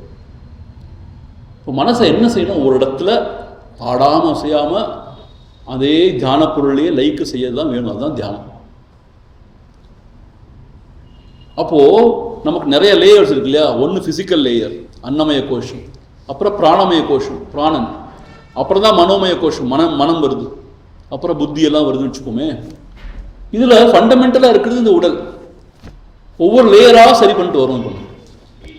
ஆசன சித்தி உண்டாக்குனவும் உடல் அந்த லேயரை சரி பண்ணிட்டோம். இனி அதை பற்றி கவலைப்பட வேண்டாம். அடுத்து வி கேன் ஹேண்டில் பிராணம். ஏன்னா அடுத்த லேயர் பிராணமய கோஷம். அதை ஹேண்டில் பண்ணிட்டோம்னா அதை பற்றி கவலைப்பட வேண்டாம். அப்புறம் மனம், புத்தியோட துணை கொண்டு அந்த மனதை ஒரே பொருளை வைக்கணும். அதான் தியானம். அதை வச்சுட்டோன்னா மனசு ஆடாமல் அசையாமல் ஸ்டில் ஆயிடுச்சுன்னா அது ஒடுங்கிடும். ஒடுங்கிடுச்சுன்னா எங்க ஒடுங்கும்? ஸ்வஸ்வரூபத்தில் ஒடுங்கும். வேற எங்க ஒடுங்க முடியாதால? ஏன்னா அதோடைய மூலம் என்னன்னு கேட்டால் ஸ்வஸ்வரூபம் தான் அதோட மூலம். ஸோ அந்த மனமானது எங்க ஒடுங்கணும்? அதோட மூலத்துல ஒடுங்கும். எது அதோட மூலம்? நம்முடைய ஸ்வரூபம் அல்லது பரமாத்ம தத்துவம், இதயத்தில் தொழில்கின்ற பரமாத்ம தத்துவம். ஸோ இதுதான் அதோடைய logic and science behind it. என்னது? நாம ஜஸ்ட் ஹியூமன் பீயிங் சொன்னாலும் டிஃப்ரெண்ட் லேயர்ஸ் நமக்குள்ள இருக்கு. ஒன்று ஃபிசிக்கல் லேயர், அன்னமய கோஷம். அப்புறம் பிராணமய கோஷம், வைட்டல் ஏர் ஷீத்துமாங்க, வைட்டல் ஏர். அதுக்கப்புறம் மனோமய கோஷம், விஞ்ஞானமய கோஷம், அப்புறம் ஆனந்தமய கோஷம். அப்புறம் பார்த்தா ஆனந்தம் கூட ஒரு தடயம் அந்த பரமாத்மா உணர்வுக்கு. அதையும் தாண்டி போகணுங்கிறாங்க, ஆனந்தத்தையும் தாண்டி போகணுங்கிறாங்க. ஸோ இப்படி ஒவ்வொரு கோஷத்தையாக நம்ம ஹேண்டில் பண்ணிட்டு வரோம். அதுதான் ஃபஸ்ட்டு ஆசன சித்தி. சரி, இப்போ ஆசன சித்தி உண்டான என்ன பிரயோஜனம் நம்ம பார்த்துட்டே வரோம் இல்லையா? யம நியமத்தில் என்ன பிரயோஜனம். இப்போ ஆசன சித்தி உண்டாச்சுன்னா அதனால என்ன பிரயோஜனம் அப்படிங்கிறது அடுத்த சூத்திரத்தை சொல்றார். 48வது சூத்திரம். ததஹா துவந்த்வ அனபிகாதஹ, ததஹா துவந்த்வ அனபிகாதஹ. ஸோ என்ன சொல்றாருன்னா, இவர் சதாசிவ பிரம்மேந்திரர் தன்னுடைய கமெண்ட்ல என்ன சொல்றாருன்னா, சித்தேச்ச ஆசனே சீதோஷ்ண சுகதுக்க மான அவமான ஆதி துவந்த்வ யதாபூர்வம் ந அபிஹன்யத இத்யர்த்தஹ. துவந்த்வ அர்த்தம் இருமைகள் அர்த்தம், பேர்ஸ் ஆஃப் ஆப்போசிட்ஸ். இப்போ இந்த உலகத்தில் வாழும் பொழுது த ஹீட் அண்ட் கோல்டு, ஐயோ வெயில் வேர்க்குது, ஐயோ குளிர், இதெல்லாம் இருக்குதானே துவந்தம், இருமைகள். அப்புறம் மன அளவில் பார்த்தா சுகம், சந்தோஷமா இன்னைக்கு இருக்கேன், ஐயோ துக்கமா இருக்கு. புத்தி அளவில் பார்த்தா மான அவமானம், ஒருத்தர் நம்மளை புகழ்ந்து நம்மளை உயர்ந்தா பேச நமக்கு ஒரே சந்தோஷமா இருக்கு. யாரா இகழ்ந்து நம்மளை அவமானப்படுத்திட்டாங்கன்னா ரொம்ப மனசு கஷ்டமா இருக்கு. இதெல்லாம் இருமைகள். ஸோ இந்த ஆசன சித்தி உண்டாக என்ன ஆகும் கேட்டா, ததஹா துவந்த்வ அனபிகாதஹா, இந்த இருமைகள் நம்மளை ரொம்ப தொந்தரவு செய்யாது. என்ன சொல்றார்? யதா பூர்வம், முந்தி நம்மளை எப்படி இந்த இருமைகள் நம்மளை பாடுபடுத்துதோ அப்படி படுத்தாம அந்த இருமைகள் நம்ம வென்று விடலாங்கிற. ஸோ ஆசன சித்தி உண்டாக பதஞ்சலி முனிவர் என்ன சொல்றான்னு கேட்டா, இந்த இது வெயில் குளிர் சுகதுக்கம் மான அவமானம் இப்படிப்பட்ட இருமைகள்லேருந்து நமக்கு விடுதலை கிடைக்கும். இருமைகளை வென்று விடலாம்ங்கிற எவ்வளோ நல்ல விஷயம் பாருங்க. அதான் யோகிகள் இமயமலையில் இருந்தாலும் அவ்வளோ குளிரில் இருந்தாலும் அவங்க பேசாமல் முடியிருக்காங்க. இங்கே இவ்வளோ வெயில் இருக்க சொன்னால் அவங்க இருப்பாங்க. They don't create scenes. ஐயோன்னு சொல்ல மாட்டாங்க. ஏன்னா அவங்க அதுக்கு சித்தி அடைஞ்சிட்டாங்க. அந்த இருமைகளை வெல்லக்கூடிய மனப்பாங்கு வந்துடுச்சு. அதே மாதிரி எவ்வளோ சுகம் வந்தாலும் துக்கம் வந்தாலும் மனசு ஒரே மாதிரி இருக்கும். யாராவது ரொம்ப புகழ்ந்தாலும் இகழ்ந்தாலும் இது எப்படின்னு கேட்டால் ஆசன சித்தியோட மகிமைங்கிறது. ஸோ ஆசன சித்தி உண்டாக உலகத்தில் அன்றாட வரக்கூடிய அந்த இருமைகளை சகித்து கொள்ளக்கூடிய, அதை தாங்கக்கூடிய வல்லமையும் வந்துடும். அதனால துவந்த்வ அனபிகாத்தகனா துவந்தங்கள் அவர்களை பாதிக்காது. முன்னளவுக்கு பாதிக்கவே சொல்ல, முன்னளவுக்கு அவர்களை பாதிக்காது. ஓரளவு சமநிலையில் அவங்க இருக்கக்கூடிய மனப்பாங்க. அதனாலதான் ஆசன சித்திக்கு நம்ம பாடுபடணும். ஆசன சித்தி எவ்வளோ நேரம் சமைஞ்சு இருக்கணும்? ஒரு ஆசனத்தில் எவ்வளோ நேரம் உட்காந்து ஆசன சித்தி உண்டாகும்? அதுக்கு ஒவ்வொரு மகாத்மா ஒன்று சொல்கிறாங்க. ஆனால் என்ன சொல்கிறாங்க, அட்லீஸ்ட் 3 மணி நேரம் ஒரு ஆசனத்தில் உட்காந்தா ஆசன சித்தி உண்டாயிடும். என்ன சொல்லி தெரியும் சொல்லுங்க.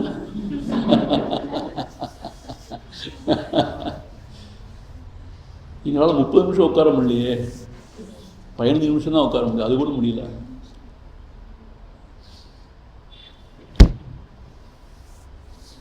3 மணி நேரம் உட்கார்ந்த போதும். ஸோ சின்ன வயசுலேருந்தே பழகணுன்னா அது ரொம்ப பெரிய கஷ்டம் இல்லை. நமக்கு சின்ன வயசில் நேரமே கிடையாது. அதை படி, இதை படி, அந்த டியூஷன் போ, இந்த டியூஷன் போ, ஓடு ஓடு ஓடு, அந்த டிவி பார்க்கணும், இந்த மொபைலில் அதை பார்க்கணும், இதை பார்க்கணும், கேம்ஸ் விளையாடணும். அது எவ்வளோ பாலஸ்தாவது கிரீடா சக்தா, விளையாட்டு விளையாட்டு விளையாட்டு. அப்புறம் இளைஞனானவன் என்ன ஆயிடுது, தருணஸ்தாவது தருணி சக்தா. காதல், காம விவகாரம், கேரியர், அப்படி ஆகணும் இப்படி ஆகணும், நேரமே கிடையாது. விருத்தஸ்தாவது சிந்தா சக்தா, கொஞ்சம் வயது முதிர்ந்தவனே என்ன ஆயிடுது, சிந்தா, கவலை கவலை கவலை, எதை நினச்சி கவலைப்படுறதே தெரியாத அளவு கவலை. பரமே பிரம்மணி கோபின சக்தா, யாருமே இந்த பரம்பொருளையும் அழுகிறார்கள் இல்லையே. ஸோ சின்ன வயசுலாம் விட்டுட்டோம். என்ன சொல்லுவோம் அப்போ, அதெல்லாம் 60 வயசு மேலே பார்த்துப்போம், ரிட்டையர் ஆனப்புறம் பார்த்துப்போம்.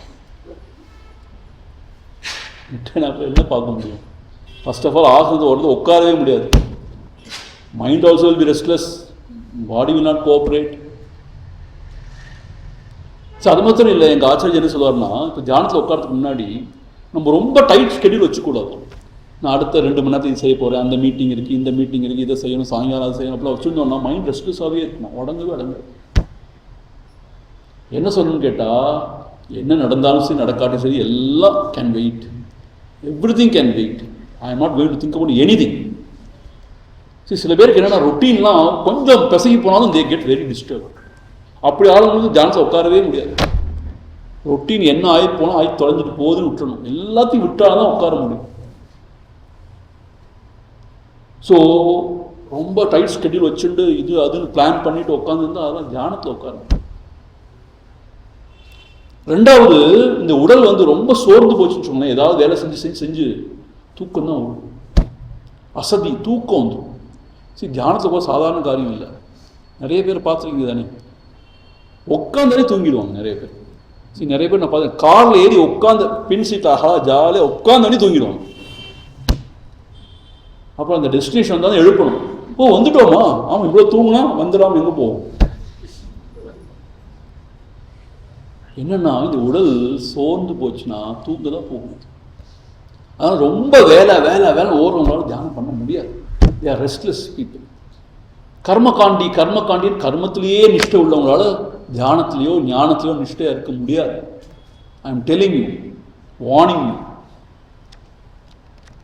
அப்பா எவ்வளோ காரியம் செய்கிறாப்பா, காரிய கப்பல், பெரியவர் அப்படிலாம் சொன்னால் எவ்வளோ பெரியவனா இருக்கட்டும் உலகத்தில், ஆனால் அவரால் தியானத்தில் உட்காரவே முடியாது.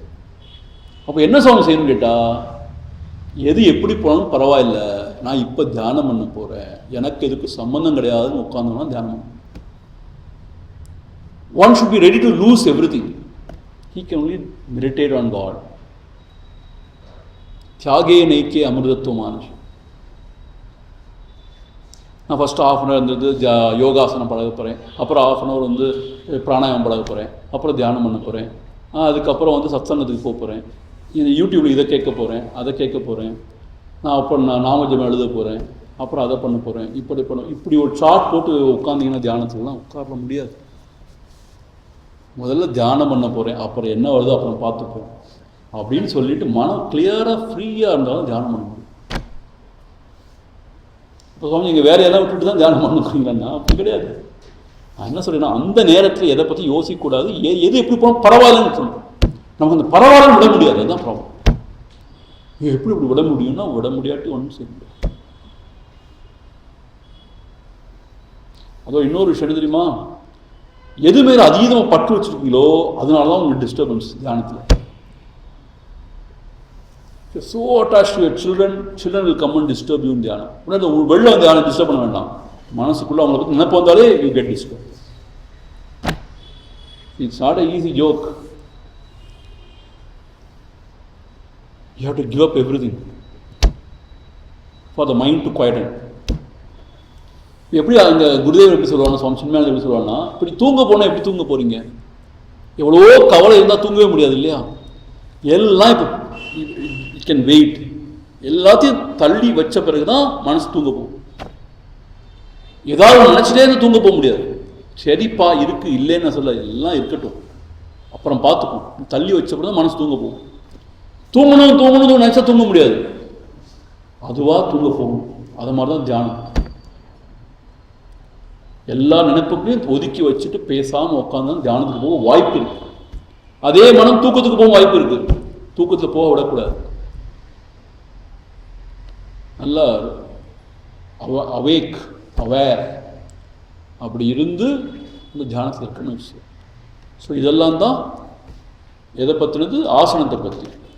அதுக்கப்புறம் அடுத்து 5வது லிம்ப் என்ன? பிராணாயாமம். 5வதா 4வதா? 4வது, 4th லிம்ப் பிராணாயாமம். சரி, இப்போ பிராணாயாமத்தை பற்றி பார்ப்போம். 49வது செய்யுள். தஸ்மின் சதி ஸ்வாச பிரஸ்வாசயோः கதி விச்சேதः பிராணாயாமः. தஸ்மின் சதி ஸ்வாச பிரஸ்வாசயோः கதி விச்சேதः பிராணாயாமः. தஸ்மின் சத்தின்னு என்ன பொருள்னு கேட்டால், தஸ்மின் ஆசன ஸ்தைரிய சதி பிராணாயாமஹா பிரதிஷ்டிதோ பவதி அப்படின்னு என்ன அர்த்தம்னா, இந்த ஆசனத்தில் ஒரு சித்தி அடைஞ்ச பிறகு, நல்ல ஸ்திரமாக உட்கார்ந்த பிறகு, தஸ்மின் சத்தின்னு அதன் பிறகு ரொம்ப உடல்லாம் நோகாமல் நல்ல சுகமாக ஸ்திரமாக உட்கார்ந்த பிறகு அப்புறம் பிராணாயாமம் பயிற்சியை ஆரம்பிக்கணும். தஸ்மின் சத்தின்னு அதான் அர்த்தம். என்ன செய்யணும்? சுவாச பிரஸ்வாசயோகோ கதி விச்சேதா பிராணாயாமஹ. சுவாசம் பிரஸ்வாசம் இதனுடைய கதினா இதனுடைய மூமெண்ட், விச்சேதா அதை தடுத்து நிறுத்துறது, அதுதான் பிராணாயாமஹா.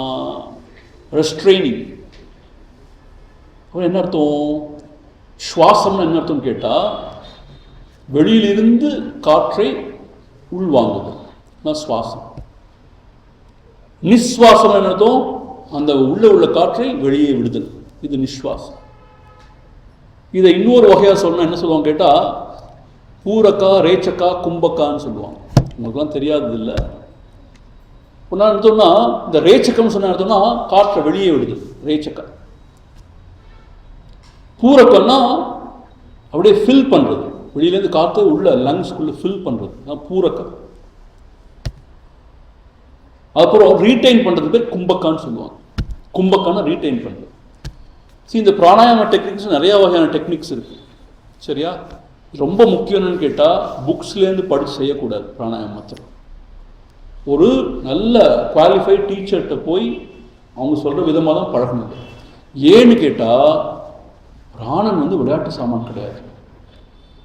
பிராணாயாம அபியாசம் தவறாக செஞ்சோம்னா அதோட விளைவு ரொம்ப விபரீதமாக இருக்கும். இது ஃபஸ்ட்டே உங்களுக்கு வார்ன் பண்ணேன். இது விளையாட்டு சாமான் கிடையாது. ஏன்னா பிராண அபான வியான உதான சமானன்னு பிராணன் 5 வகையாக இருக்குன்னு சொல்கிறாங்க சாஸ்திரத்தில். இந்த 5 வகையாக எல்லாத்தையும் சேர்த்து தான் பிராணன் நம்ம சொல்கிறோம். ஸோ இந்த பிராணங்கிறது தான் நம்ம கண்களால் பார்க்கறதுக்கு, கேட்கறதுக்கு, காதால் கேட்கறதுக்கெல்லாம் வகை செய்தோம். இப்போ பாருங்கள், டெத் பெட்டில் யாராக இருக்காங்க, சாக கிடக்காங்கன்னு வச்சுக்கோமே, கண்ணை திறந்து பார்க்கவே முடியாமல் இருப்பாங்க. அப்படியே இந்த பிராணசக்தி இல்லாதனால அவங்களால பார்க்கக்கூட முடியாது, எதையும் கேட்கக்கூட முடியாது. ஸோ ஒரு விஷயத்தை பார்க்கணும் கேட்கணும்னா கூட பிராணசக்தி தேவைப்படுது.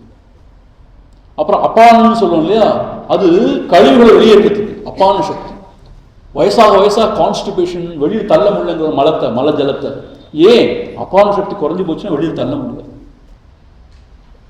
அதே மாதிரி இந்த டைஜஸ்டிவ் பவர், பிளட் சர்க்குலேஷன், இதுக்கெல்லாம் தான் பிராணம். ஈவன் திங்கிங், உதாரணம் திங்கிங், ஈவன் யோசிக்கணும்னா கூட பிராணசக்தி தேவைப்படுது, உதாரண சக்தி, உதாரணம் தேவைப்படுது. ஸோ நம்மளோட ஃபிசியாலஜிக்கல் சிஸ்டத்தை ஃபுல்லாக ரெகுலேட் பண்ணி எல்லாத்தையும் செய்கிறதே பிராணம் தான். இந்த பிராணனை நம்ம சரியான வகையில் நம்ம ஆழ தெரிஞ்சினோம்னா இந்த எல்லா ஃபிசியாலஜிக்கல் சிஸ்டமும் சரி வந்துடும். அது மாத்திரம் இல்லை, நம்மளோட சாஸ்திரம் சொல்லப்பட்டிருக்கு, இந்த உடலையும் மனதையும் ஒட்டி வைக்கிற க்ளூ பிராணம் தான். அதான் பிராணம் போயிடுச்சுன்னா மனம் தன்னுடைய சூக்ஷ்ம சரீரத்தோடு வெளியில் போயிடுது, உடம்புக்கு எழுதுது. ஸோ இந்த பிராணம் தான் இந்த உடலை மனதோட ஒட்டி வைக்கிற க்ளூ. இந்த பிராணன் வந்து போயிட்டு இருக்கிறதுனால இந்த மனமும் உடம்பும் ஒட்டி இருக்கு. அந்த பிராணன் போயாச்சுன்னா அந்த அளவுக்கு பிராணம் ரொம்ப முக்கியம்.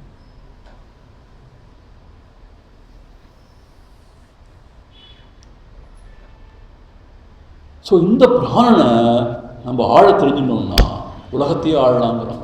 என்ன அர்த்தம்? எதை வேணால் சாதிக்கலாங்கிறோம். அவ்வளோ பெரிய சக்தி அது, இந்த பிராணசக்தி. இது தெரியாமல் நம்ம எவ்வளோ வேஸ்ட் பண்ணுறோம் தெரியுமா?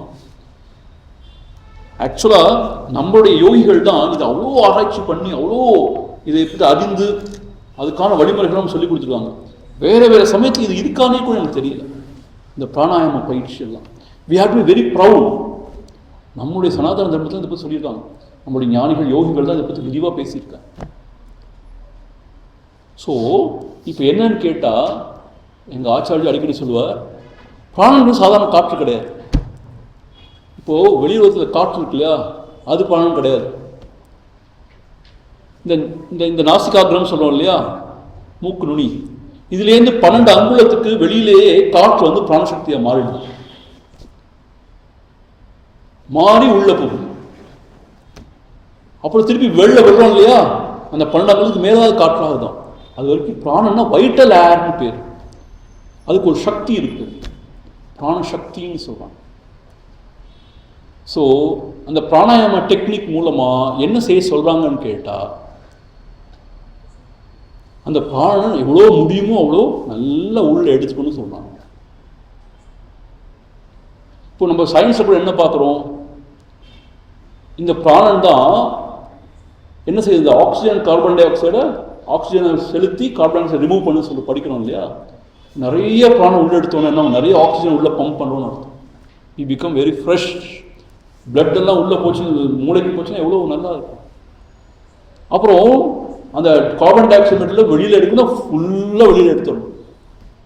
ஸோ இப்போது பூரகம்னு சொல்லிட்டு ஃபுல்லாக மூச்சை எடுத்து அதுக்கப்புறம் கும்பகம் சொல்லி அதை உள்ளே வச்சிருந்து ரிட்டன்ஷன், அதுக்கப்புறம் வெளியில் விட்டோன்னு சொன்ன நல்லா. அப்போது இந்த பிராணாயாமம் என்ன செய்யுதுன்னு கேட்டால் அவ்வளோ எனர்ஜியை கொடுக்குது மனசு உடம்புக்கு. ஃபிசியாலஜிஸ்ட்லாம் சரி பண்ணிடுது.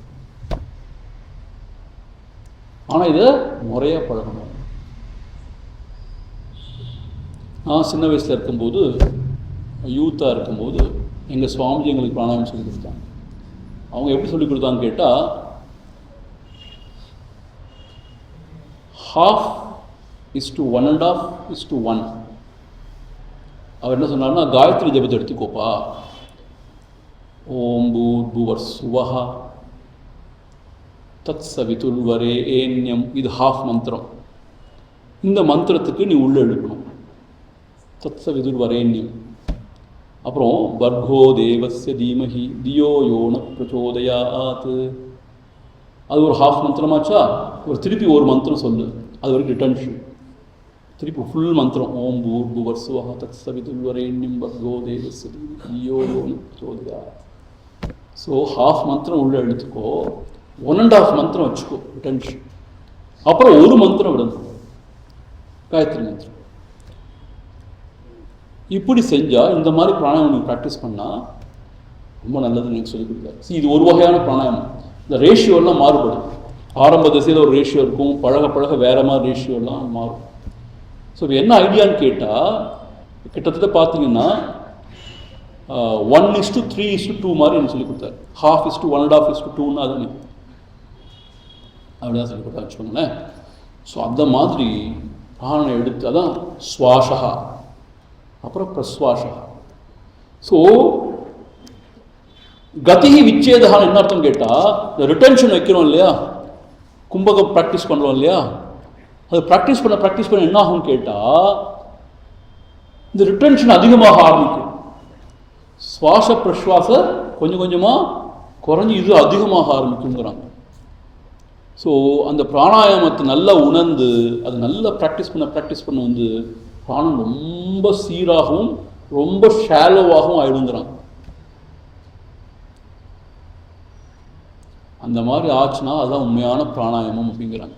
சரி, நான் இது இவ்வளோ சொன்னாலுமே எனக்குமே அது சூட்சமம் தெரியாது ரொம்ப.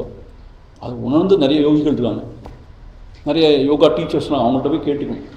கேட்டு அதுபடி நம்ம பிராணாயாமம் டெக்னிக்ஸை ஃபாலோ பண்ணணும் அப்படின்னு சொல்கிறாங்க. இன்னொரு விஷயம் பகவான் ஸ்ரீ ரமண மகர்ஷி என்ன சொல்கிறான்னு கேட்டால், இந்த மனதுக்கும் பிராணுக்கும் அவ்வளோ சம்மந்தம் இருக்கும். ஒன்று அடக்கிற இன்னொன்று தன்னா அடங்கிடுமா. இப்போ பிராணம் வந்து ஸ்தூலம், ஆனால் மனம் சூக்ஷ்மம். சூக்ஷ்மத்தை அடக்கிறது கஷ்டம். ஸ்தூலமான பிராணம் அடக்க அடக்க இந்த மனமும் அடங்கிடும். ஸோ இப்போ மனசு அடக்க முடியலன்னா பிராணம் அடக்கும், இல்லை மனசு அடங்கிடும். இதுதான் சீக்ரெட். ஸோ ஒன்று பிராணாயாமம் பண்ண பண்ண அந்த உடம்புல உள்ள அந்த ஃபிசியாலஜிக்கல் சிஸ்டம்ஸ்லாம் பர்ஃபெக்டாக ஒர்க் பண்ண ஆரம்பிச்சோம். நல்லா சாப்பிட்டா நல்லா டைஜஸ்ட் ஆகும். டைஜஸ்ட் கழிவெல்லாம் நல்லா வெளியேறணும். இவ்வளோதான் முக்கியம். பிளட் சர்க்குலேஷன் நல்லா இருக்கணும், நல்லா சிந்திக்க முடியும். இதுதானே முக்கியம் வாழ்க்கையில், இல்லையா? இதெல்லாம் பர்ஃபெக்டாக நடக்கும். ரெண்டாவது எனர்ஜி லெவல்ஸ், எல்லாம் சாதிக்கக்கூடிய எனர்ஜி. மூணாவது மனசை இது பிராணனை ஒடுக்க ஒடுக்க மனம் அடங்கு. நல்லா பிராணாயாமம் பண்ணிட்டு உட்காருங்களேன், மனசு எங்கேயுமே போகாது. தெரியுமா உங்களுக்கு? நல்லா பிராணாயாமம் தீர்க்கமாக நல்லா பண்ணிட்டு தியானத்தில் உட்காந்திங்கன்னா 70% of job is done already. தெரியுமா உங்களுக்கு? நம்ம எல்லாமே அறகுறையாக ப்ராக்டிஸ் பண்ணுறோம், ஹாஃப் ஹார்ட்டடாக. எதுக்காக ப்ராக்டிஸ் பண்ணணும்னு தெரியாமல் ப்ராக்டிஸ் பண்ணுறோம். நல்லா தியானம் பண்ணணும், நல்லா பிராணாயாமம் பண்ணிட்டு உட்காந்து. அதனால அந்த யோகிகள் அவ்வளோ பண்ணிடலாம். இன்னொரு விஷயம் என்ன தெரியுமா? இந்த ஃபேன் ரொம்ப போட்டுலாம் பண்ணக்கூடாது. இயற்கையான சூழல உட்காந்து ரொம்ப விசேஷம். இப்படி பண்ண முடியாதவர்கள் வீக்ஷண பிராணாயாமம் ஒரு டெக்னிக் இருக்கு. என்னன்னு கேட்டால், உள்ளே போகிற மூச்சையும் வெளியில் வர மூச்சையும் பார்த்து கொண்டே இருந்தால் போதும். அப்சர்விங் த பிரெத், த பிராணா. அப்பயும் மனசு உடனே. இதுதான் புத்திஸ்ட் டெக்னிக்ஸ், ஆனாபானா சத்தான்னு சொல்லுவாங்க. மூச்சு உள்ளே போகிறதும் வெளில வரதையும் பார்த்துட்டே இருந்தால் போதும். இது பேர் சனாதன தர்மத்தில் வீக்ஷண பிராணாயாமம்னு சொல்லுவாங்க. ஒன்றுமே செய்ய வேண்டாம், மூச்சு இழுக்க வேண்டாம், விட வேண்டாம். உள்ள நேச்சுரலாக போகிறதையும் வரதையும் பார்த்துட்டே இருந்தால் போதும். இப்படி பிராணாயாமம் பழக பழக பழக பழக மனமானது தன்னால் ஒடுங்கும். அப்புறம் அந்த ஒடுங்கின மனதை என்ன செய்யணும்? விடுக்கவே ஓர் வழி உந்தி வர, வீயும் அதன் ஒரு உந்தி வரன்னு பகவான் சொல்லி கொடுத்துருக்கார் ரமண மகரிஷி. அதை தியானத்தில் செலுத்தணுமா?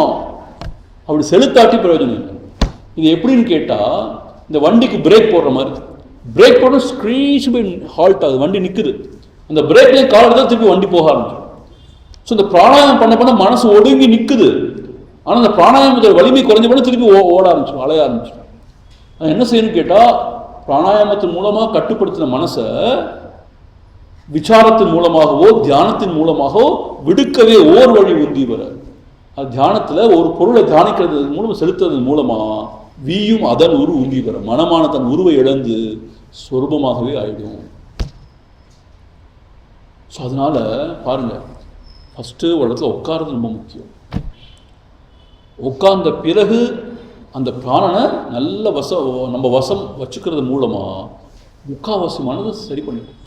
இப்போ பாருங்களேன், மனசு ரொம்ப கொந்தளிப்பாக இருந்துச்சுன்னு சொன்னேன், தியானம் பண்ணவே முடியாது. மனசு ஏகதேச அமைதியாக இருந்தால் தியானமே பண்ண முடியும். சில சமயம் வாழ்க்கையில் ஏதாவது நடந்திருக்கும், யாராவது நம்ம ஹர்ட் பண்ணியிருப்பாங்க, மனசு ரொம்ப ரொம்ப ரெஸ்ட்லெஸ்ஸாக இருக்கும். ரொம்ப கொந்தளிச்சுட்டு இருக்கும்போது நீங்கள் தியானம் பண்ண உட்காருங்க, தியானம்னா ஒன்றுமே பண்ண முடியாது. அப்போ என்ன செய்யணும்னா பிராணாயாமம் தான் பண்ணணும். நல்ல பிராணாயாமம் பண்ணிட்டு உட்காந்திங்கன்னா மனசு கொஞ்சம் நிதானம் அமைதியாகிடும். அதுக்கப்புறம் தியானத்தில் மனசு செலுத்தினா மனசு கொஞ்சம் கொஞ்சமாக வசம். இவ்வளோ நுணுக்கமாக சொல்லி கொடுத்துருவாங்க. சரி, நம்மகிட்ட எல்லாமே இருக்குது, எல்லா பொக்கிஷமும் நம்மகிட்ட இருக்குது. நம்ம எல்லாத்தையும் மறந்து போய் சும்மா எப்போ பாரு பணங்காசு சம்பாதிக்கிறதே ஓடிட்டு இருக்கோம். இன்னும் போகத்தில் ஈடுபடணும், இன்னும் வாழ்க்கை வசதி பெருக்குன்னே ஓடிட்டு இருக்கோம். பாருங்க, எவ்வளோ விஷயம் சொல்லி கொடுத்துருக்கோம். ஜிம்மில் போகிறதா நமக்கு தெரியுது. ஜாகிங் போ, ஜிம் போ, புரோட்டீன் ஷேக் குடி, அதை குடி, இதை குடி. பட் நம்ம மகாத்மாக்கள் எவ்வளோ சொல்லி கொடுத்துருக்காங்க பாருங்க. இதை பற்றி கணக்கு இல்லை. அவங்க ஏதோ பழங்காலத்து பஞ்சாங்கங்கள் அதெல்லாம் விடுங்க. புரோட்டீன் ஷேக் குடி, ரொம்ப புரோட்டீன் ஷேக் குடிச்சா கிட்னி எஃபெக்ட் ஆகிடுங்கிறாங்க. எதையுமே ஒரு அவஸ்தை இல்லாமல் செஞ்சோம்னா நிறைய புரோட்டீன், நிறைய சக்தி வரும், நிறைய சக்தி வரும். கிட்னியால் ப்ராசஸ் பண்ண முடியாது, கிட்னி போயிடும். See what I mean is natural methods, very very effective methods இதெல்லாம். ஸோ அதுக்கப்புறம் தியானம் பழகம், தாரண தியான சமாதி. ஸோ இந்த பிராணாயாமத்தை பற்றி இன்னும் 2 சூத்திரம் இருக்குது, 2-3 சூத்திரம் சொல்ல போகிறார். என்ன வகையான பிராணாயாமம்லாம் இருக்குது, எப்படி பண்ணணும், இது சதாசிவ பிரம்மேந்திரர் அவ்வளோ அழகாக விளக்கமாக சொல்லியிருக்கார். அடுத்த சூத்திரத்துக்கு ரொம்ப பெரிய விளக்கம் கொடுத்துருக்காரு சதாசிவ பிரம்மேந்திரர். ஏன்னா அவர் தேர்ந்த யோகி அவர் சதாசிவ பிரம்மேந்திரர். இதெல்லாம் அவர் ப்ராக்டிஸ் பண்ணி சித்தி அடைஞ்சு சொல்றாரு. நம்ம சும்மா ஒரு நூலில் விட அப்படியே எடுத்து வாசிக்கல அவர். அதனால் அடுத்த செய்யுள் நம்ம நாளைக்கு தான் பார்க்கணும், டைம் இல்லை போச்சு. ரொம்ப விரிவான விளக்கம் கொடுத்துருக்காரு சதாசிவம். நம்ம அதை படித்து பார்ப்போம். அவர் என்ன சொல்லியிருக்காரு, அவருடைய கமெண்ட்ரியை படித்து சமஸ்கிருதம் தான் இருக்குது, படித்து அதோட பொருள் நம்ம பார்க்க போகிறோம் நாளைக்கு. அதே மாதிரி இன்னொரு வகையான பிராணாயம் கடைசியை சொல்கிறார், கேவல கும்பகான்னு சொல்கிறார். அது இன்னும் அக்கம்ப்ளிஷ்ட் யோகிஸ் அவங்க பண்ண வேண்டிய இன்னும் அட்வான்ஸ் டெக்னிக் ஒன்று சொல்கிறார், கேவல கும்பகான்னு சொல்லி. அது சொன்ன பிறகு அப்புறம் இந்த கும்பகத்தோட பிரயோஜனம் என்ன, அது ஒரு சூத்திரத்தில் அழகாக சொல்கிறார். ஸோ இந்த 3 சூத்திரத்தில் இன்னொரு 3 சூத்திரத்தில் பிராணாயாமத்தை பற்றி விரிவாக சொன்ன பிறகு அப்புறம் பிரத்யாகாரம்னா என்னன்னு சொல்ல போகிறோம். ஸோ நம்மளோட பிளான் என்னன்னு கேட்டால், நாளைக்கு இந்த பிராணாயாமத்தை இன்னும் கொஞ்சம் விரிவாக பார்த்துட்டு பிரத்யாகாரத்தையும் பார்த்துருப்போம். அப்புறம் தாரண தியான சமாதியை பற்றி ஒவ்வொரு சூத்திரம் தான் சொல்லியிருக்காரு. ரொம்ப ஆச்சரியமாக இருக்குது. ஏன்னா நம்ம பண்ண வேண்டியது, அதை எடுத்து சொல்ல ஒன்றும் இல்லை பெருசாக, அதை நம்ம அபியாசம் பண்ண வேண்டியதுன்றதுனால ஒரு சூத்திரம் தான். அது 3ஆவது சாப்டரில் 2 சாப்டர் நாளையோட முடிஞ்சிடும். அப்புறம் 3ஆவது சாப்டரில் தாரணத்தை பற்றி 1, தியானத்தை பற்றி 1, சமாதியை பற்றி 1, அப்புறம் சையமான்னு சொல்கிறார். அது ரொம்ப விசேஷமான ஒரு விஷயம். அதை பற்றி ஸ்பெஷலாக நம்ம 2 சூத்திரத்தில் பார்க்கலாம். ஸோ நாளைக்கு பிராணாயாமம் பிரத்யாகாரமும் ஓரளவு பார்த்துட்டு தாரண தியான சமாதியோட சுருக்கத்தை பார்க்க. அப்புறம் ஞாயிற்றுக்கிழமை நம்ம சதாசிவ பிரம்மேந்திரோட அதிஷ்டானம், அவருடைய சமாதி, ஜீவ சமாதிக்கு போகிறோம். அங்கே போய் என்ன செய்ய போகிறோம்னா இந்த சம்யமாவை பற்றி டீட்டெயில் தான் பார்க்கணும். ஏன்னா அந்த சம்யமையில் ஈடுபட தான் சித்திகள் உண்டாது. விபூதி யோகம்னு சொல்லிட்டு இந்த 3ஆவது சாப்டர்லேயே ஃபுல்லாக விபூதி தான், சூப்பர் நேச்சுரல் பவர்ஸை பற்றி. அந்த சையமாங்கிறது என்னன்னு கேட்டால், எங்கே அந்த சையமாத்தில் இருக்கிற மனசை எங்கே வச்சாலும் அதை பற்றின எல்லா விவரமும் தெரிஞ்சிடும், எல்லா ஞானமும் வந்துடும் அப்படிங்கிற மாதிரி அவ்வளோ விசேஷமாக சொல்கிறாங்க. அதை நம்ம ஞாயிற்றுக்கிழமை அன்னைக்கு விசேஷமாக பார்க்க போகிறோம். ஸோ ஞாயிற்றுக்கிழமை அன்னைக்கு காலை 5:30 மணிக்கு இங்கேருந்து வேன் கிளம்பிடும். 21 பேர் கிட்டத்தட்ட ரெஜிஸ்டர் பண்ணியிருக்காங்க. நம்ம போகிற வழியில் எங்கேயாவது சாப்பிட போகிறோம் பிரேக்ஃபாஸ்ட். அதுக்கப்புறம் இது அதிஷ்டானத்துக்கு 9 மணிக்கு போய் செஞ்சுருவோம்னு நினைக்கிறேன் நான். அங்கே நம்ம ஸ்பெஷலான பூஜை ஆராதனை ஏற்பாடு பண்ணியிருக்கோம், அபிஷேக ஆராதனை தான். அதெல்லாம் சதாசிவ பிரம்மேந்திரோடைய அதிஷ்டானத்தில் ஒரு லிங்கம் இருக்குது, அதுக்கு தான் பூஜைலாம் பண்ணுறோம். ரொம்ப அருமையான ஒரு இடம் அது, ரொம்ப குவாய்ட்டாக இருக்கும். ஒரு மரத்துக்கெல்லாம் வச்சுருக்காங்க, பெரிய விசேஷமான பில்டிங்லாம் கிடையாது, ரொம்ப அருமையாக இருக்கும் சாநித்தியம். அந்த ஆராதனைலாம் பண்ண பிறகு ஒரு 10 மணிக்கு மேலே ஒரே ஒரு செஷன் வச்சுக்க போகிறோம், ஒரு 45 மினிட்ஸோ ஏதோ ஒன்று. அதெல்லாம் பண்ணி கொஞ்ச நேரம் தியானம் பண்ணலாம். அந்த சன்னிதியில் தியானம் பண்ணுறது விசேஷம். தியானம் பண்ணிட்டு 1 மணிக்கு சாப்பிட்டுட்டு அங்கேருந்து கிளம்பிட போகிறோம். That is the programme day after tomorrow, Sunday morning. So நாளைக்கு சாட்டர்டேயே இங்கே உள்ள செஷன்ஸ் முடிஞ்சு போயிடும். நாளைக்கு ஆஸ் யூஷுவல் கிளாஸ் 6:30க்கு ஆரம்பிக்கும். 8 o'clock நம்ம இந்த கடைசி நாள் கொடுக்குமா உங்களுக்கு ஃப்ரூட்ஸ் எல்லாம் கொடுத்து நாளைக்கு இங்கே நிறைவு பண்ணிடுவோம். நான் இந்த செகண்ட் சாப்டர் கம்ப்ளீட், நான் சொன்ன மாதிரி கம்ப்ளீட் பண்ணிடுவேன். உங்களுக்கு நான் சொன்னேன் இல்லையா 2 சாப்டர் எடுக்க போகிறேன்னு, 2 சாப்டர் கம்ப்ளீட் பண்ணிடுவோம். 3rd சாப்டர் ஒரு சம்மரி உங்களுக்கு கொடுத்துருவேன். அந்த 5 எடுக்க போனோட மறுநாள். ஸோ நிறைய பேர் வர முடியாமல் இருக்கும் இல்லையா, அவங்களுக்காக அதோடைய சம்மரியும் கொடுத்துருவேன். நாளான்னைக்கு என்ன பேச போகிறோங்கிறத ஒரு ஜிஸ்ட் மாதிரி கொடுத்த பிறகு அங்கே போய் அந்த 5 சூத்திரத்தையும் கொஞ்சம் நல்லா பார்த்து அதை அங்கே தான் நிறைவு செய்ய போகிறோம். So this is the plan. So ரொம்ப சந்தோஷம். எப்படியோ இந்த பதஞ்சலி யோகாசனம் எடுக்கணும் ரொம்ப காலம் நினச்சிட்டே இருந்தேன். ஸோ இந்த இன்டிகிரல் யோகா இன்ஸ்டியூட் நல்ல ஒரு வாய்ப்பு கொடுத்து இடம் கொடுத்து அற்புதமாக இதை ஏற்பாடு பண்ணி கொடுத்துருக்காங்க. I am really grateful to them. அது நீங்களும் வந்திருந்து இதை சிறப்பிச்சிருக்கீங்க. Actually I'm so glad. சுவாமிஜிக்கு ரொம்ப நம்மளுடைய நமஸ்காரம். அவருடைய சந்நிதியில் அழகாக நடந்திருக்கு. ஸோ இதை நாளைக்கும் நம்ம பார்த்து நல்லபடியாக நிறைவு செய்யலாம். நாளான்னைக்கு சதாசிவ பிரம்மேந்திரோட சந்நிதிக்கு போகலாம். ஓம் பூர்ணமத பூர்ணமிதம் பூர்ணாத் பூர்ணமுதச்யதே பூர்ணஸ்ய பூர்ணமாதாய பூர்ணமேவாவசிஷ்யதே. ஓம் சாந்தி சாந்தி சாந்தி. ஹரிஹி ஓம். ஸ்ரீ குருப்யோ நமः. ஹரிஹி ஓம்.